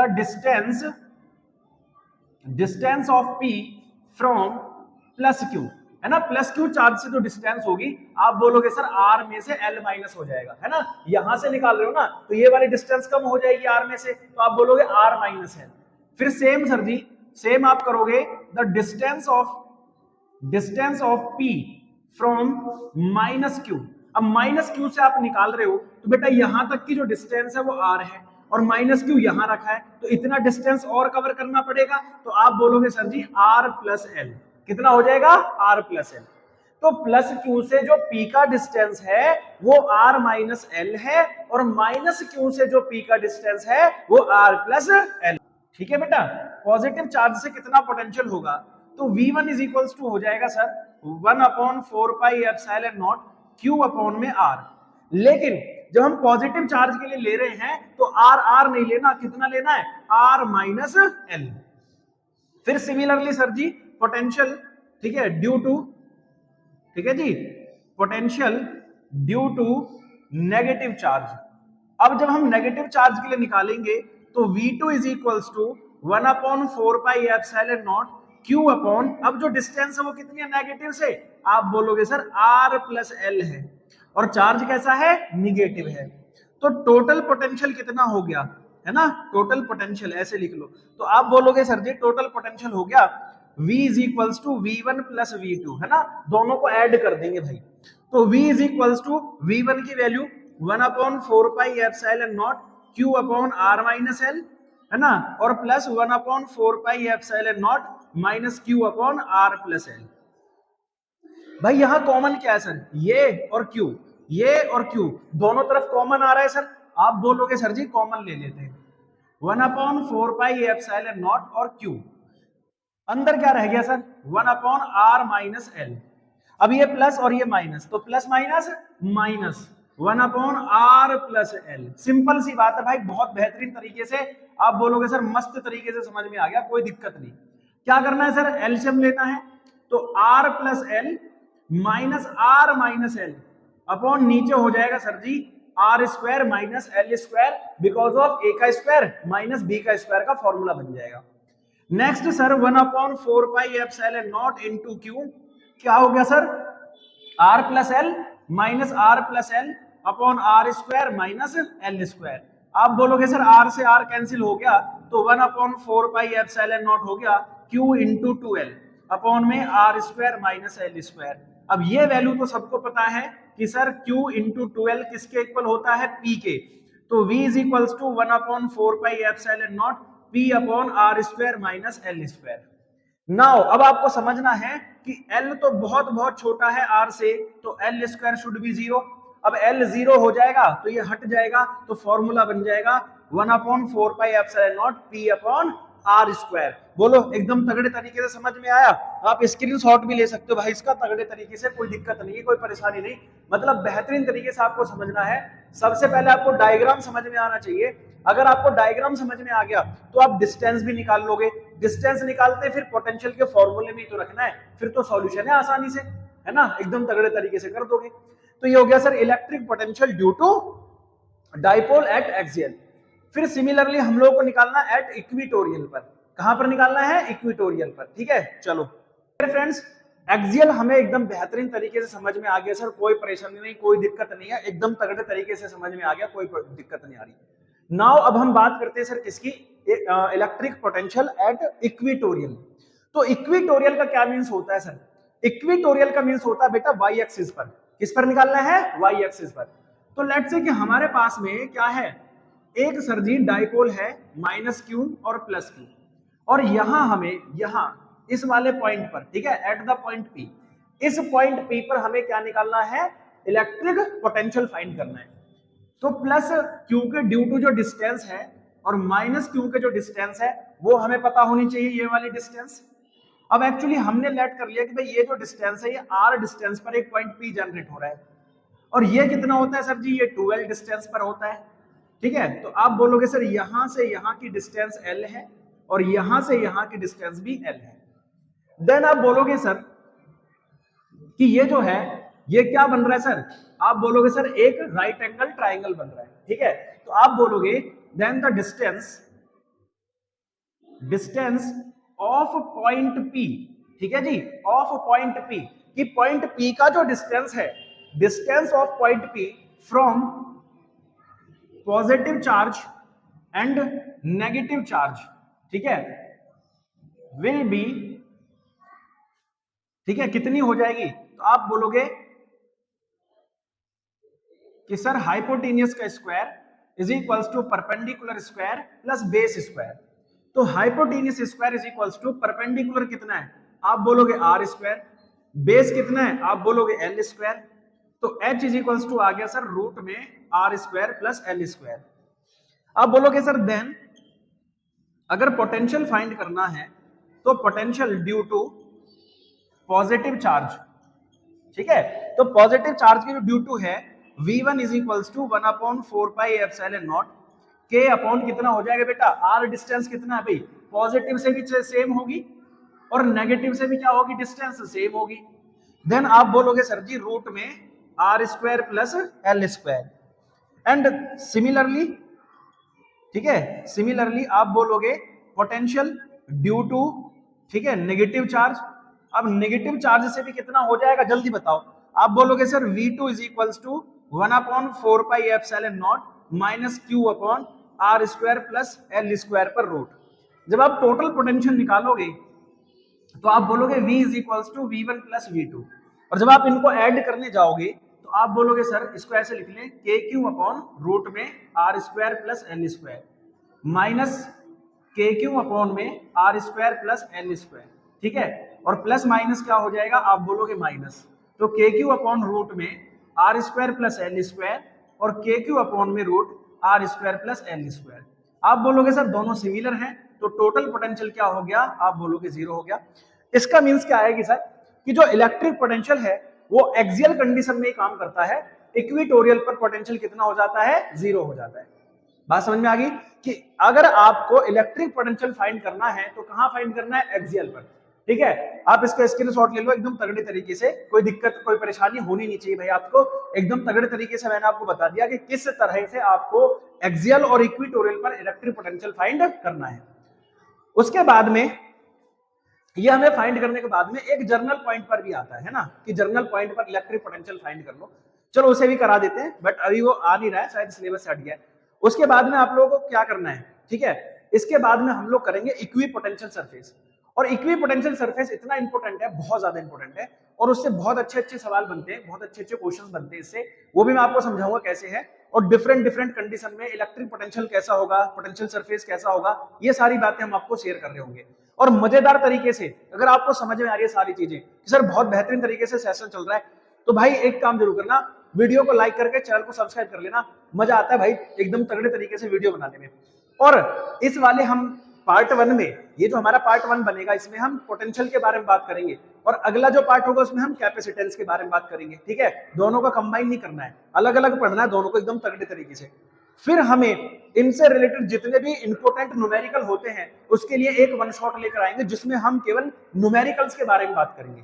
किसके बारे में बात करेंगे? न्यूमेरिकल्स के बारे में। और ढेर सारे न्यूमेरिकल जो इंपोर्टेंट न्यूमेरिकल है प्रीवियस ईयर भी, और इस तरह मैं अपनी तरफ से भी कुछ न्यूमेरिकल्स में डालूंगा। वैसे इसमें से जो न्यूमेरिकल है वो ज्यादा इतने डिफिकल्ट नहीं बनते हैं क्योंकि इसमें डायरेक्ट क्वेश्चन से पुट करने वाले ही है ना, फॉर्मूला उठाओ पुट करो और आंसर आ जाएगा, ऐसे ज्यादा न्यूमेरिकल इसमें बनते हैं। ठीक है, फिर भी हम इसमें बात करेंगे और बहुत सारे न्यूमेरिकल आपको करवाएंगे। ठीक है, मस्त। अब तो सेशन बढ़िया रहा, आप बोलोगे हाँ जी सर, तो भाई अब तो लाइक और सब्सक्राइब कर दो जल्दी फटाफट से। तब तक हम किस पर चलते हैं कि हम जर्नल पॉइंट पर निकालते हैं इलेक्ट्रिक पोटेंशियल। एक और बहुत बेहतरीन क्वेश्चन आपको, ये इंपोर्टेंट है, ठीक है, ये आपको समझना है, ये वेरी इंपोर्टेंट क्वेश्चन है आपको, तो आपको इसे बहुत बेहतरीन तरीके से समझना है। ठीक है, एकदम तगड़े तरीके से।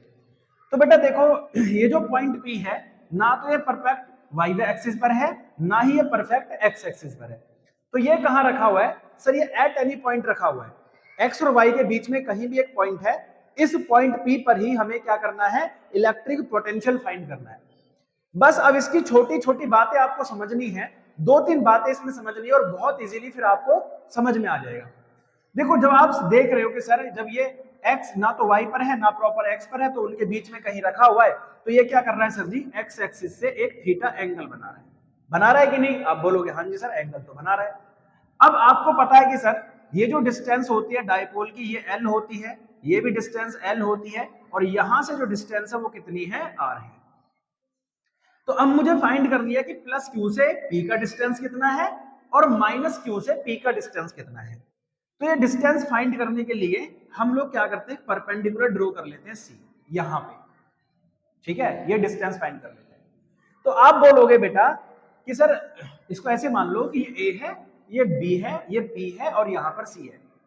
तो आप बोलोगे डिस्टेंस, ठीक है जी, distance from plus q to p, है ना, कि प्लस q से जो p का डिस्टेंस है सर वो कितना है। तो आप बोलोगे सर प्लस q से जो p का डिस्टेंस है वो तो bp है, और bp किसके इक्वल है? cp। क्यों? क्योंकि बोलोगे sir dipole is negligible, dipole distance is negligible, क्योंकि बहुत छोटा है ना, तो डाइपोल की डिस्टेंस क्या हो जाएगी? नेग्लाइजेबल हो जाएगी। देन आपको अगर c से p निकालना है तो आपको ये वाली डिस्टेंस चाहिए, है ना, ये वाली डिस्टेंस चाहिए भैया आपको। तो आप बोलोगे sir ji cos theta is equals to होता है बेस अपॉन हाइपोटेनियस। तो cos theta is equals to, जब आप ये निकाल रहे हो तो भैया यहाँ के अकॉर्डिंग बेस हो जाएगा आपका क्या? ये वाला CO, इसको O मान लो, है ना, CO अपॉन में क्या हो गया? परपेंडिकुलर आपका बेस अपॉन हाइपोटेनियस, हाइपोटेनियस ये है L, तो CO इज इक्वल्स टू हो गया L cos थीटा, है ना।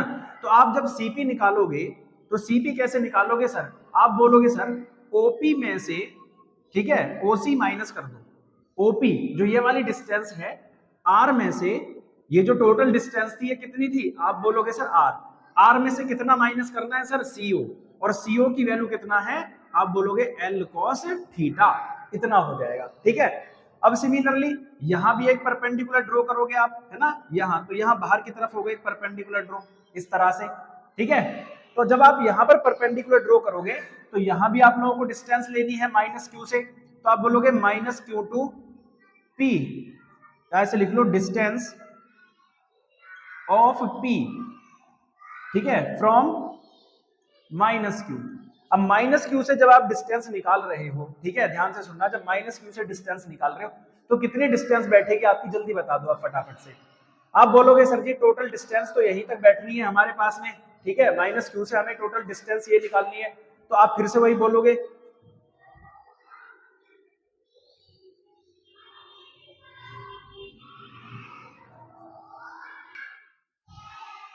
ठीक है। तो माइनस डिस्टेंस से माइनस q से p का जो डिस्टेंस है, इसको मान लो एक डिस्टेंस, एक पॉइंट मान लो d है, तो ये जो AP है, A से P, माइनस q से जो डिस्टेंस है AP है, AP किसके इक्वल होगा सर जी? DP के, और DP किसके इक्वल हो जाएगा? जल्दी आप मुझे बता दो। तो ये वाली जो डिस्टेंस है सर ये L cos थीटा हो जाएगी, है ना, ये वाली डिस्टेंस L cos थीटा। तो आप बोलोगे सर जी जो DP है, D से जो P तक की डिस्टेंस है वो OP प्लस ओडी के बराबर है। तो ओपी आर था और ओडी कितना है, एल कॉस थीटा है। तो यानी प्लस क्यू से जो डिस्टेंस है वो कितनी है, R minus L cos theta है, और माइनस क्यू से जो डिस्टेंस है वो R plus L cos theta है।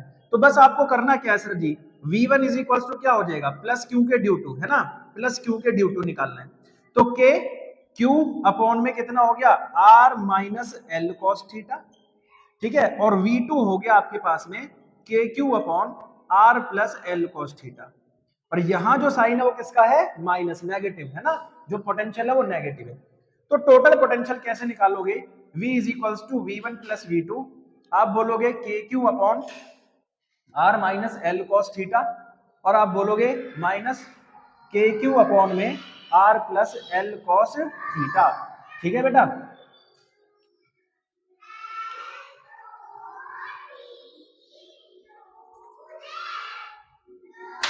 क्या चाबी वो तो रही ऊपर, वहां देख लिए थे ना, वो ना रखी।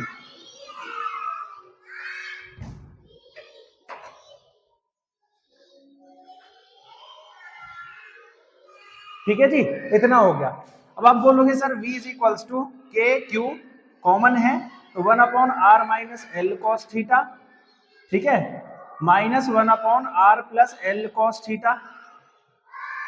ठीक है, अब आप एलसीएम लोगे, आप बोलोगे सर के क्यू, ये हो गया R plus L cos theta और minus R minus L cos theta. ठीक है, और नीचे हो गया R square minus L square cos square theta. इतनी बात समझ में आ गई भैया, कोई दिक्कत नहीं है। चलो आगे देख लो, आप बोलोगे सर ये ब्रैकेट के अंदर है तो आर से आर कैंसिल हो जाएगा, तो v इज इक्वल्स टू बचेगा के Q into 2l cos theta upon में R square minus L square cos square theta. अब l तो बहुत छोटा होता है r से, तो एल स्क्वायर जीरो, तो ये वाली पूरी टर्म जीरो हो जाएगी। तो v is equals to k Q into 2l P के इक्वल है P cos theta upon R square.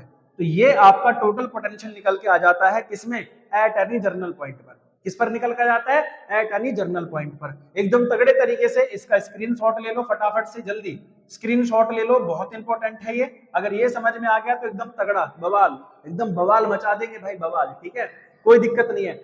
अगर किसी को ये दिक्कत हो रही हो सर बी से पी को सी से पी के इक्वल क्यों माना है, क्योंकि बेटा ये जो डिस्टेंस है नेग्लाइजेबल है, डाइपोल को नेग्लाइजेबल मानेंगे, तो आप बोलोगे सर बीपी किसके इक्वल हो जाएगा, सी से पी के, है ना, परपेंडिकुलर्स के।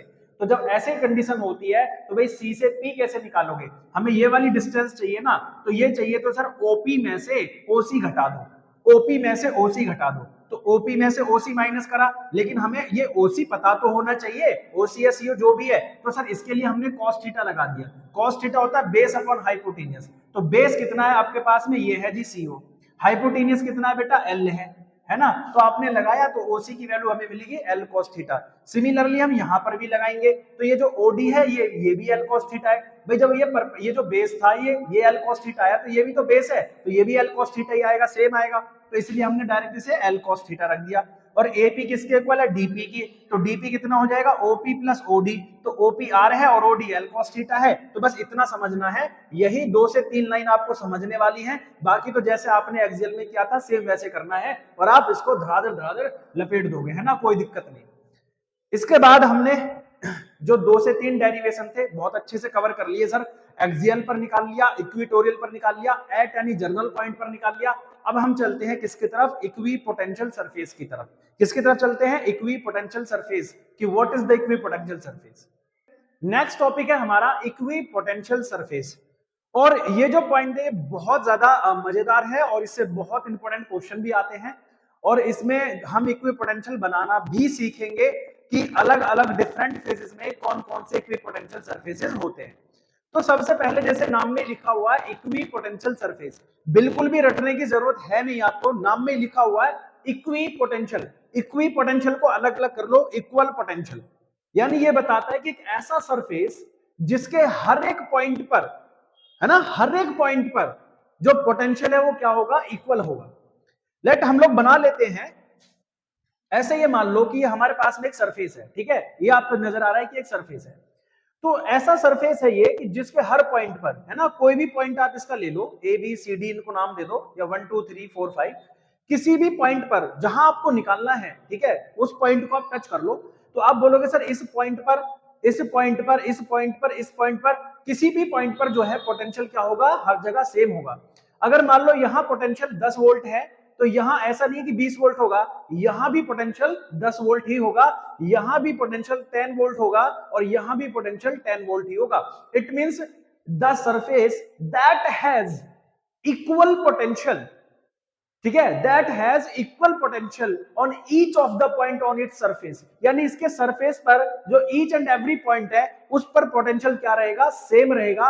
ऐसे सरफेस को हम कहते हैं इक्वी पोटेंशियल सरफेस।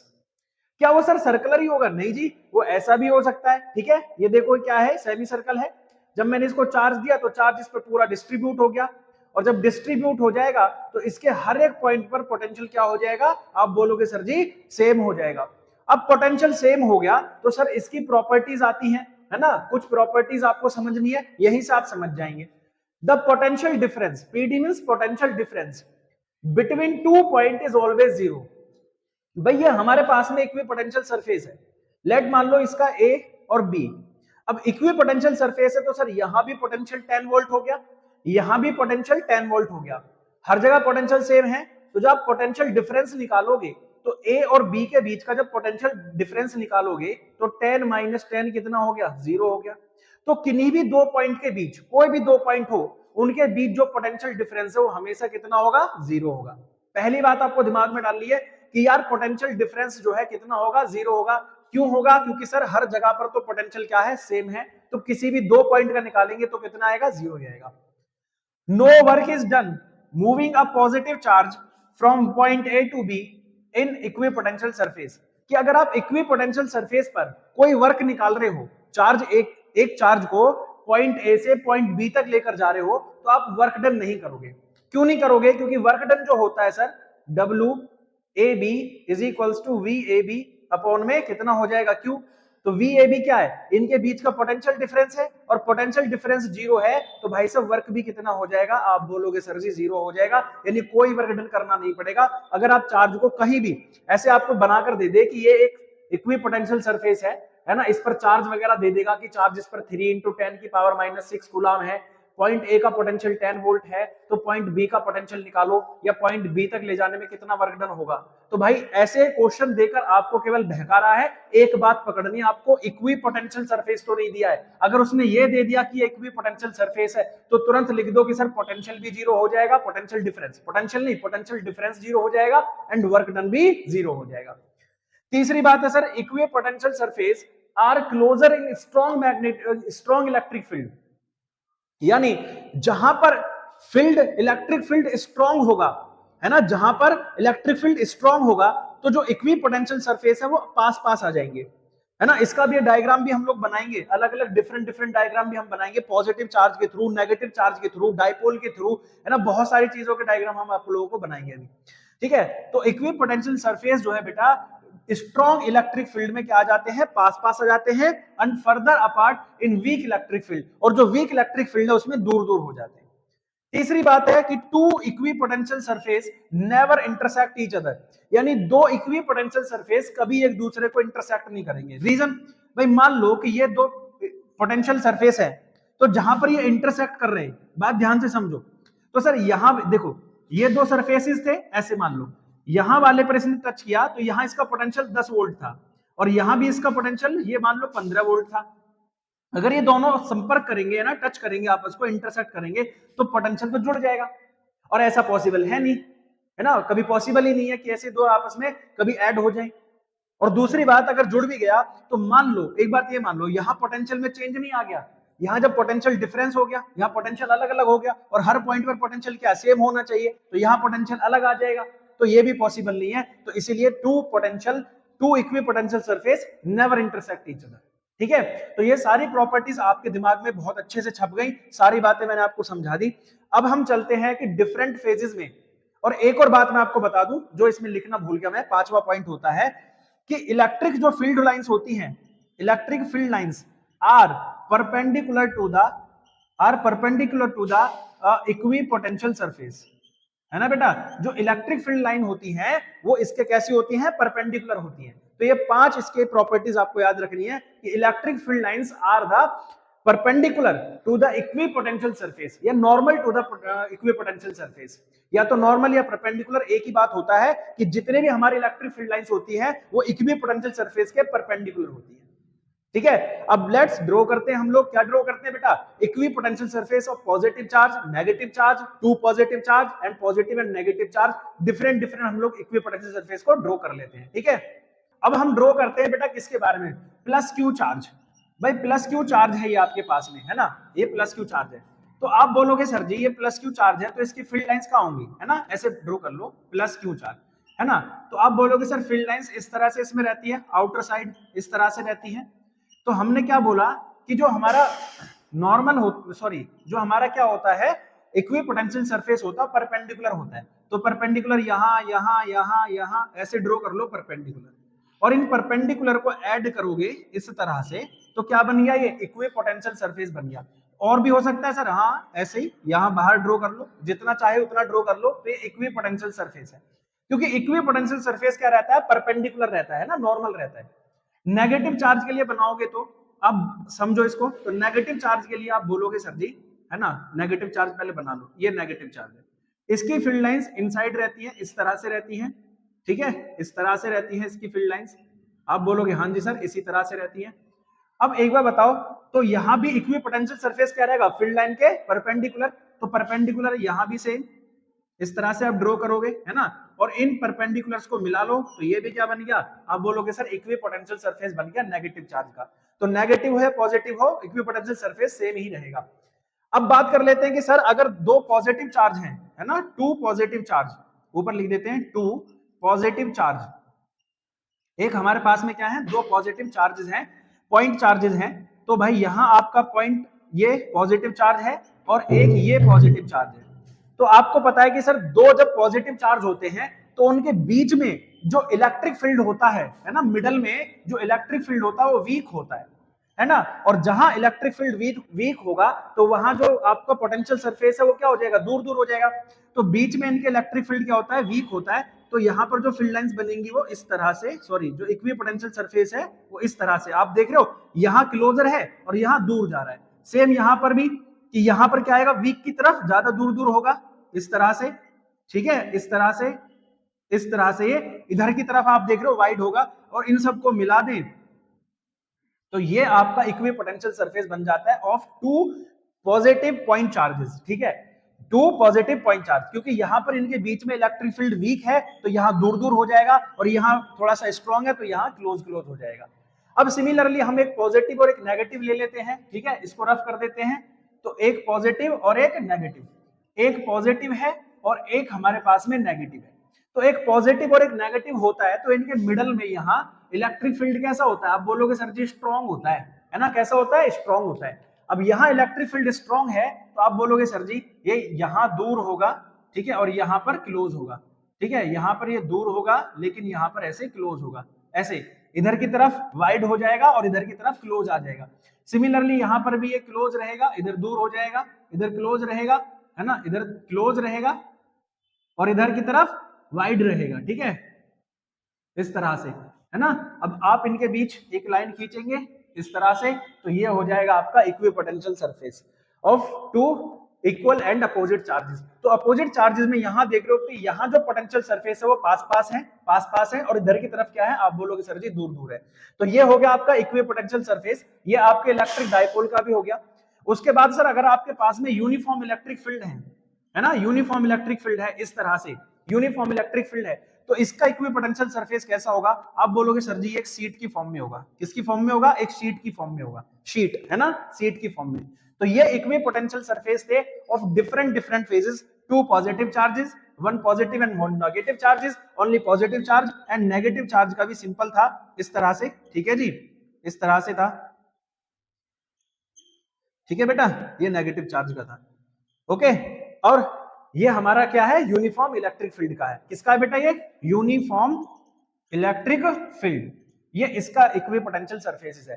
तो ये सीधे सीधे आपको मैंने समझा दिया, आपके दिमाग में भी गए होंगे सर क्या बात मैं बताना चाह रहा हूं। अगर मजा आया हो, चीजें समझ में आई हो तो एकदम फटाफट से वीडियो को लाइक करके चैनल को सब्सक्राइब ठोक दो मेरे भाई। ठीक है, अब तो अगर मजा आ रहा है चीजें समझ में भी आ रही होंगी बेहतरीन तरीके से, मैंने बोला ना एकदम मस्त तरीके से आ रही होंगी, कोई दिक्कत कोई परेशानी नहीं रह सकती भाई, आप सबको एकदम बेहतरीन तरीके से सारी क्लासेस आपको समझ में आई होगी। उसके बाद में जब आपने ये चीजें समझ ली एकदम परफेक्ट तरीके से, आपको समझ में आ गया, अब हम चलते हैं किसकी तरफ बेटा, अब हम चल रहे हैं आपके पोटेंशियल एनर्जी की तरफ। किसकी तरफ? Potential energy. तो एक्चुअल में जैसे आप लोग जानते हैं कि पोटेंशियल एनर्जी क्या होता है सर, वर्क डन होता है ना, और work done is known as the potential energy. तो भाई हम जब हमारे पास में एक चार्ज है तो उस चार्ज को दो चार्जेस के बीच, ठीक है, देखो सिंगल चार्ज के थ्रू हम पोटेंशियल एनर्जी फाइंड नहीं कर सकते, तो दो चार्जेस होने चाहिए और उन दोनों चार्जेस के बीच जो वर्क डन किया जाएगा उसी को हम क्या कहेंगे, उनका पोटेंशियल एनर्जी कहेंगे, ठीक है। यानी दो चार्जेस जो काफी काफी डिस्टेंस पर रखे हैं उनको क्या कर रहे हैं हम लोग, क्लोज ला रहे हैं, और क्लोज लाकर क्या कर रहे हैं, एक सिस्टम बना रहे हैं। क्या बना रहे हैं? एक सिस्टम। और एक सिस्टम को फॉर्म कर रहे हैं तो सिस्टम को बनाने में क्या होगा, वर्क डन करना पड़ेगा, और उसी वर्क डन को हम क्या कहते हैं, पोटेंशियल एनर्जी। बात समझ में आ गई कि हमारे पास में दो फर्दर अपार्ट चार्जेस हैं और उन चार्जेस को हम क्लोज लेकर एक सिस्टम को बना रहे हैं, और उस सिस्टम को बनाने में क्या करना पड़ेगा, एक वर्क डन करना पड़ेगा, और that work done is known as the potential energy, ठीक है। तो हम पोटेंशियल एनर्जी का फॉर्मूला निकालेंगे एंड उसके बाद हम लोग करेंगे potential energy of dipole placed in uniform electric field. जब यूनिफॉर्म इलेक्ट्रिक फील्ड में हम एक डाइपोल को रख देंगे तो उसका पोटेंशियल एनर्जी कितना होगा, और इन सब के बाद में ये हमारा जो टॉपिक है पोटेंशियल का वो एंड हो जाएगा, और उसके बाद चलेगा किसका, आपका कैपेसिटर का, ठीक है बेटा। चलो नेक्स्ट हमारा जो टॉपिक है वो है इलेक्ट्रोस्टैटिक पोटेंशियल एनर्जी। तो इलेक्ट्रोस्टैटिक पोटेंशियल एनर्जी क्या होता है, तो मैंने बोला था बेटा कि ये इलेक्ट्रोस्टैटिक जो फोर्स है उसके अगेंस्ट अगर हम चार्ज को, है ना, हमारे पास दो चार्जेस हैं, उनको इलेक्ट्रोस्टैटिक फोर्स के अगेंस्ट अगर हम पास पास लेकर आए और इतना पास लेकर आए कि अब इनसे क्या हो सके, एक नया सिस्टम फॉर्म हो जाए जिससे पार्टिकल में कोई एक्सीलरेशन ना हो, तो इसको हम कहते हैं इलेक्ट्रोस्टैटिक पोटेंशियल एनर्जी। जैसे डेफिनेशन में लिखा है, it is the work done against electrostatic force to bring the charges from infinity to that point such that the particles undergoes no acceleration। यानी हम दोनों चार्जेस को इतने पास लेकर आते हैं, इतने पास लेकर आए कि एक सिस्टम बन जाए, और उस सिस्टम में जो पार्टिकल्स हैं वो कोई एक्सीलरेशन में ना हो, तो ऐसे के अगेंस्ट हमें जो वर्क करना पड़ेगा उसको हम कहते हैं इलेक्ट्रोस्टैटिक पोटेंशियल एनर्जी।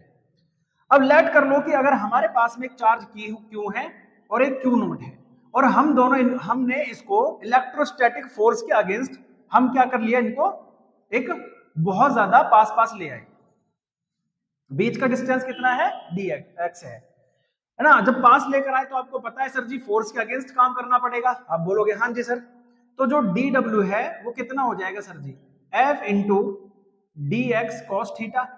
तो थीटा कितना होगा भाई, हम ला रहे हैं इधर की तरफ, फोर्स लग रहा है इधर की तरफ, आप बोलोगे सर थीटा हो गया 180 डिग्री, तो dw इज इक्वल्स टू हो गया force into displacement into cos 180। आप बोलोगे cos 180 जो होता है वो तो सर माइनस का 1 होता है, तो माइनस आ गया, और हम इसको कहां से ला रहे थे, इन्फिनिटी से इलेक्ट्रिक फील्ड में ला रहे हैं, ठीक है जी, इलेक्ट्रिक फील्ड में। तो आप बोलोगे sir dw is equals to minus का f इंटू dx, और इन्फिनिटी से r तक लेकर आ रहे हैं। अब f क्या होता है, तो आप बोलोगे sir f is the electrostatic force by Coulomb's law, ठीक है जी, बाई किसके, कूलम्स लॉ, ठीक है, तो यहां पर रख लो। तो dw इज इक्वल्स टू आप बोलोगे इन्फिनिटी से r, और कितना हो गया, k q नॉट अपॉन में x स्क्वायर इंटू dx। बोलोगे सर ये वैल्यूज बाहर आ जाएंगी, तो dw का w हो जाएगा, ये k q नॉट बाहर आ गया, और आप बोलोगे सर इन्फिनिटी से r x की पावर -2 इंटू dx। भाई 1 अपॉन एक्स स्क्वायर ऊपर जाके x की पावर -2 होगा, तो w is equals to minus k q naught, और आप ये बोलोगे सर जी इसका जो इंटीग्रेशन है x की पावर -2 + 1 इन्फिनिटी से r हो जाएगा। आप बोलोगे sir w is equals to minus k q naught, कितना हो जाएगा सर, ये हो जाएगा सर x की पावर -1 और -1 इन्फिनिटी से r, तो w इज इक्वल्स टू हो गया के क्यू नॉट 1 अपॉन x, क्योंकि माइनस से माइनस कैंसिल हो गया भाई, 1 अपॉन एक्स इन्फिनिटी से r, तो w निकालोगे के q not 1 upon r minus 1 upon infinity, तो आप बोलोगे सर 1 अपॉन इन्फिनिटी तो 0 हो जाता है, तो हमने कितना वर्क डन किया, क्यू नॉट अपॉन r तो सर यही जो वर्क डन है ये क्या हो जाएगा, आपका पोटेंशियल एनर्जी हो जाता है। बस बात खत्म, स्क्रीनशॉट ले लो एकदम तगड़े तरीके से, ठीक है, कोई दिक्कत कोई परेशानी वैसे होगी नहीं, ठीक है। एकदम बढ़िया तरीके से समझ में आया कि नहीं बेटे, कि इलेक्ट्रोस्टैटिक पोटेंशियल एनर्जी क्या होती है, कि दो चार्जेस थे उन्हें इंफिनिटी से पास लेकर आ रहे हैं, तो पास लेकर आने में हमें क्या करना है, एक सिस्टम बना रहे हैं, तो उस सिस्टम बनाने में हमें इलेक्ट्रोस्टैटिक के अगेंस्ट, फोर्स के अगेंस्ट काम करना पड़ रहा है, उसी वर्क को हम क्या कह रहे हैं, जल्दी बताओ, पोटेंशियल एनर्जी कह रहे हैं। तो हमने पोटेंशियल एनर्जी निकाल दिया, आपका कितना आता है, ठीक है, due to 2 point charges. Electric potential energy due to a dipole placed in uniform electric field. तो हमने, आप देख रहे हो कि एक यूनिफॉर्म इलेक्ट्रिक फील्ड है और इस यूनिफॉर्म इलेक्ट्रिक फील्ड में हमने एक डाइपोल को रख दिया। अब बोलोगे सर डाइपोल जो रखा गया वो किसी न किसी एंगल पर रखा गया है, ये θ1 एंगल है, ठीक है। इसकी जो टोटल डिस्टेंस होती है वो 12 होती है, तो परपेंडिकुलर डिस्टेंस होती है 12 sin थीटा। एंड आपको पता है कि सर इस पर फोर्स लगता है F1 एंड F2, ऐसे फोर्स लगता है, जो कि दोनों फोर्स मिलकर एक टॉर्क बनाते हैं, क्या बनाते हैं, टॉर्क। और उस टॉर्क की वैल्यू होती है tau is equals to PE sine theta. ये टोटल फोर्स इस पर लग रहा होता है, जो कि टॉर्क के रूप में लगता है, किस पर लगता है सर, इस इलेक्ट्रिक डाइपोल पर लगता है। ये हम पहले चैप्टर में डिस्कस कर चुके हैं। अब हमें क्या काम करना है, इस यूनिफॉर्म फील्ड के अगेंस्ट इसको मूव कराना है, और मूव कराएंगे तो क्या करना पड़ेगा हमें, वर्क डन। जैसे कि मैं आपको बना दूं डायग्राम, भाई ये था यहां पर, अब मैं इस डाइपोल को ऐसे खिसका दिया, यहां पर ले गया, ठीक है। तो पहले जो एंगल था थोड़ा सा ज्यादा खिसका दिया, ऐसे कर लो और कम, भाई यहां पर तो रखा ही है θ1, मैं इसको उठाकर ये प्लस क्यू को यहां बना, मैं इसको ऐसे कर दिया, ठीक है, डाइपोल को ऐसे कर दिया मैं इस डाइपोल को। तो आप बोलोगे सर जो एंगल है वो θ1 से कितना हो गया, θ2 चेंज हो गया। अब जब θ2 चेंज हो गया तो हमने छोटा सा वर्क निकाल दिया, तो आप बोलोगे सर वर्क होता है फोर्स इनटू डिस्प्लेसमेंट, ठीक है जी, डिस्प्लेसमेंट। तो आप बोलोगे सर जो यहां पर फोर्स लग रहा है वो इलेक्ट्रोस्टैटिक फोर्स है, तो dW इज इक्वल्स टू वो कितना है, टॉर्क इनटू डिस्प्लेसमेंट है 2L sin थीटा, सॉरी, तो dW इज इक्वल्स टू जो यहां पर फोर्स है वो टॉर्क है, और डिस्प्लेसमेंट कितना हुआ है सर जी, d थीटा, एंगल के रिस्पेक्ट में, किसके रिस्पेक्ट में, एंगल के रिस्पेक्ट में। तो dW इज इक्वल्स टू हो गया सर, टॉ की वैल्यू रख दो PE sin theta into d theta. Now integrating, है जी, इंटीग्रेटिंग ऑन बोथ साइड जी, ऑन बोथ साइड, अब दोनों तरफ का इंटीग्रेशन लपेट दो। आप बोलोगे sir dW is equals to PE sin theta into d theta, कहां से, θ1 से θ2 तक। तो dW इज इक्वल्स टू आप बोलोगे PE बाहर आ जाएगा, θ1 से θ2 sin theta into d theta. Then dW का W sir PE sin theta का होता है माइनस cos थीटा, ठीक है जी, θ1 से लेकर θ2 तक। तो W इज इक्वल्स टू हो गया PE, माइनस बाहर कर लो, लिमिट रख दो सर cos θ2 माइनस cos θ1, ठीक है जी, इतना आ गया। अब ये जो वर्क डन है आप बोलोगे sir W is equals to PE, ये माइनस को अंदर लेकर जाएंगे तो cos θ1 पॉजिटिव और cos θ2 नेगेटिव। भाई माइनस अंदर जाएगा तो ये प्लस, ये माइनस का हो जाएगा और ये प्लस का हो जाएगा, बस उसको पहले रख दिया। अब यही वर्क डन क्या होता है सर जी, आप बोलोगे कि सर यही वर्क डन पोटेंशियल एनर्जी होता है, पोटेंशियल एनर्जी के रूप में स्टोर हो जाता है, ठीक है। कोई दिक्कत इसमें, आप बोलोगे नहीं जी सर कोई दिक्कत नहीं है। अब इसकी कुछ कंडीशंस हम लोग समझ लेते हैं, ठीक है, कुछ कंडीशन इसकी समझ लेते हैं। कि हमने मान लिया कि θ1 जो है हमारे पास में, ठीक है, कि θ1 जो है वो 0 डिग्री है और θ2 हमारे पास में थीटा है, कि लेट हमने कर लिया कि θ1 0 डिग्री पर था और θ2 इज इक्वल्स टू थीटा था। Then u is equals to PE, आप बोलोगे सर जी cos 0 माइनस cos थीटा, यानी ये पहले बिल्कुल ऐसे रखा हुआ था, फिर हम इसको अगेंस्ट लेकर गए, तो आप बोलोगे u is equals to PE cos 0 1 होता है माइनस cos थीटा। तो इतना हमारा क्या आ जाएगा, पोटेंशियल एनर्जी निकल कर आ जाएगी, u is equals to PE 1 minus cos theta, ठीक है। अब यहाँ थीटा की जगह आप 0 रख लो, 90 डिग्री रख लो, 180 डिग्री रख लो, अलग अलग कंडीशंस में आपकी अलग अलग पोटेंशियल एनर्जी निकल कर आ जाएगी ड्यू टू डाइपोल। तो भाई साहब अब मुझे बताओ कि आपको हर एक चीज समझ में आई एकदम बेहतरीन तरीके से, डाइपोल से लेकर आपको जितना भी स्टार्टिंग से मैंने आपको समझाया। अगर वीडियो मस्त लगी हो, कि आपको समझ में आया हो कि हाँ सर बेहतरीन तरीके से आपने एक एक टॉपिक को क्लियर किया है, और भाई इसका जो पार्ट नंबर 2 है, अभी तो पोटेंशियल डाल रहा हूं, अगली बार में आपका आएगा कैपेसिटेंस को लेकर, वहां पूरा कैपेसिटर के बारे में मैं आपको जानकारी दूंगा। फिर उसके बाद इसके न्यूमेरिकल का एक पार्ट लेकर आएंगे जिसमें हम न्यूमेरिकल करा रहे होंगे। तो भाई जितने भी मेरे प्यारे भाई आप लोग देख रहे हो, जिन जिन को पसंद आया हो, एक बार वीडियो को लाइक कर देना और चैनल को सब्सक्राइब कर देना और अपने दोस्तों के साथ शेयर कर दो। जय हिंद। मिले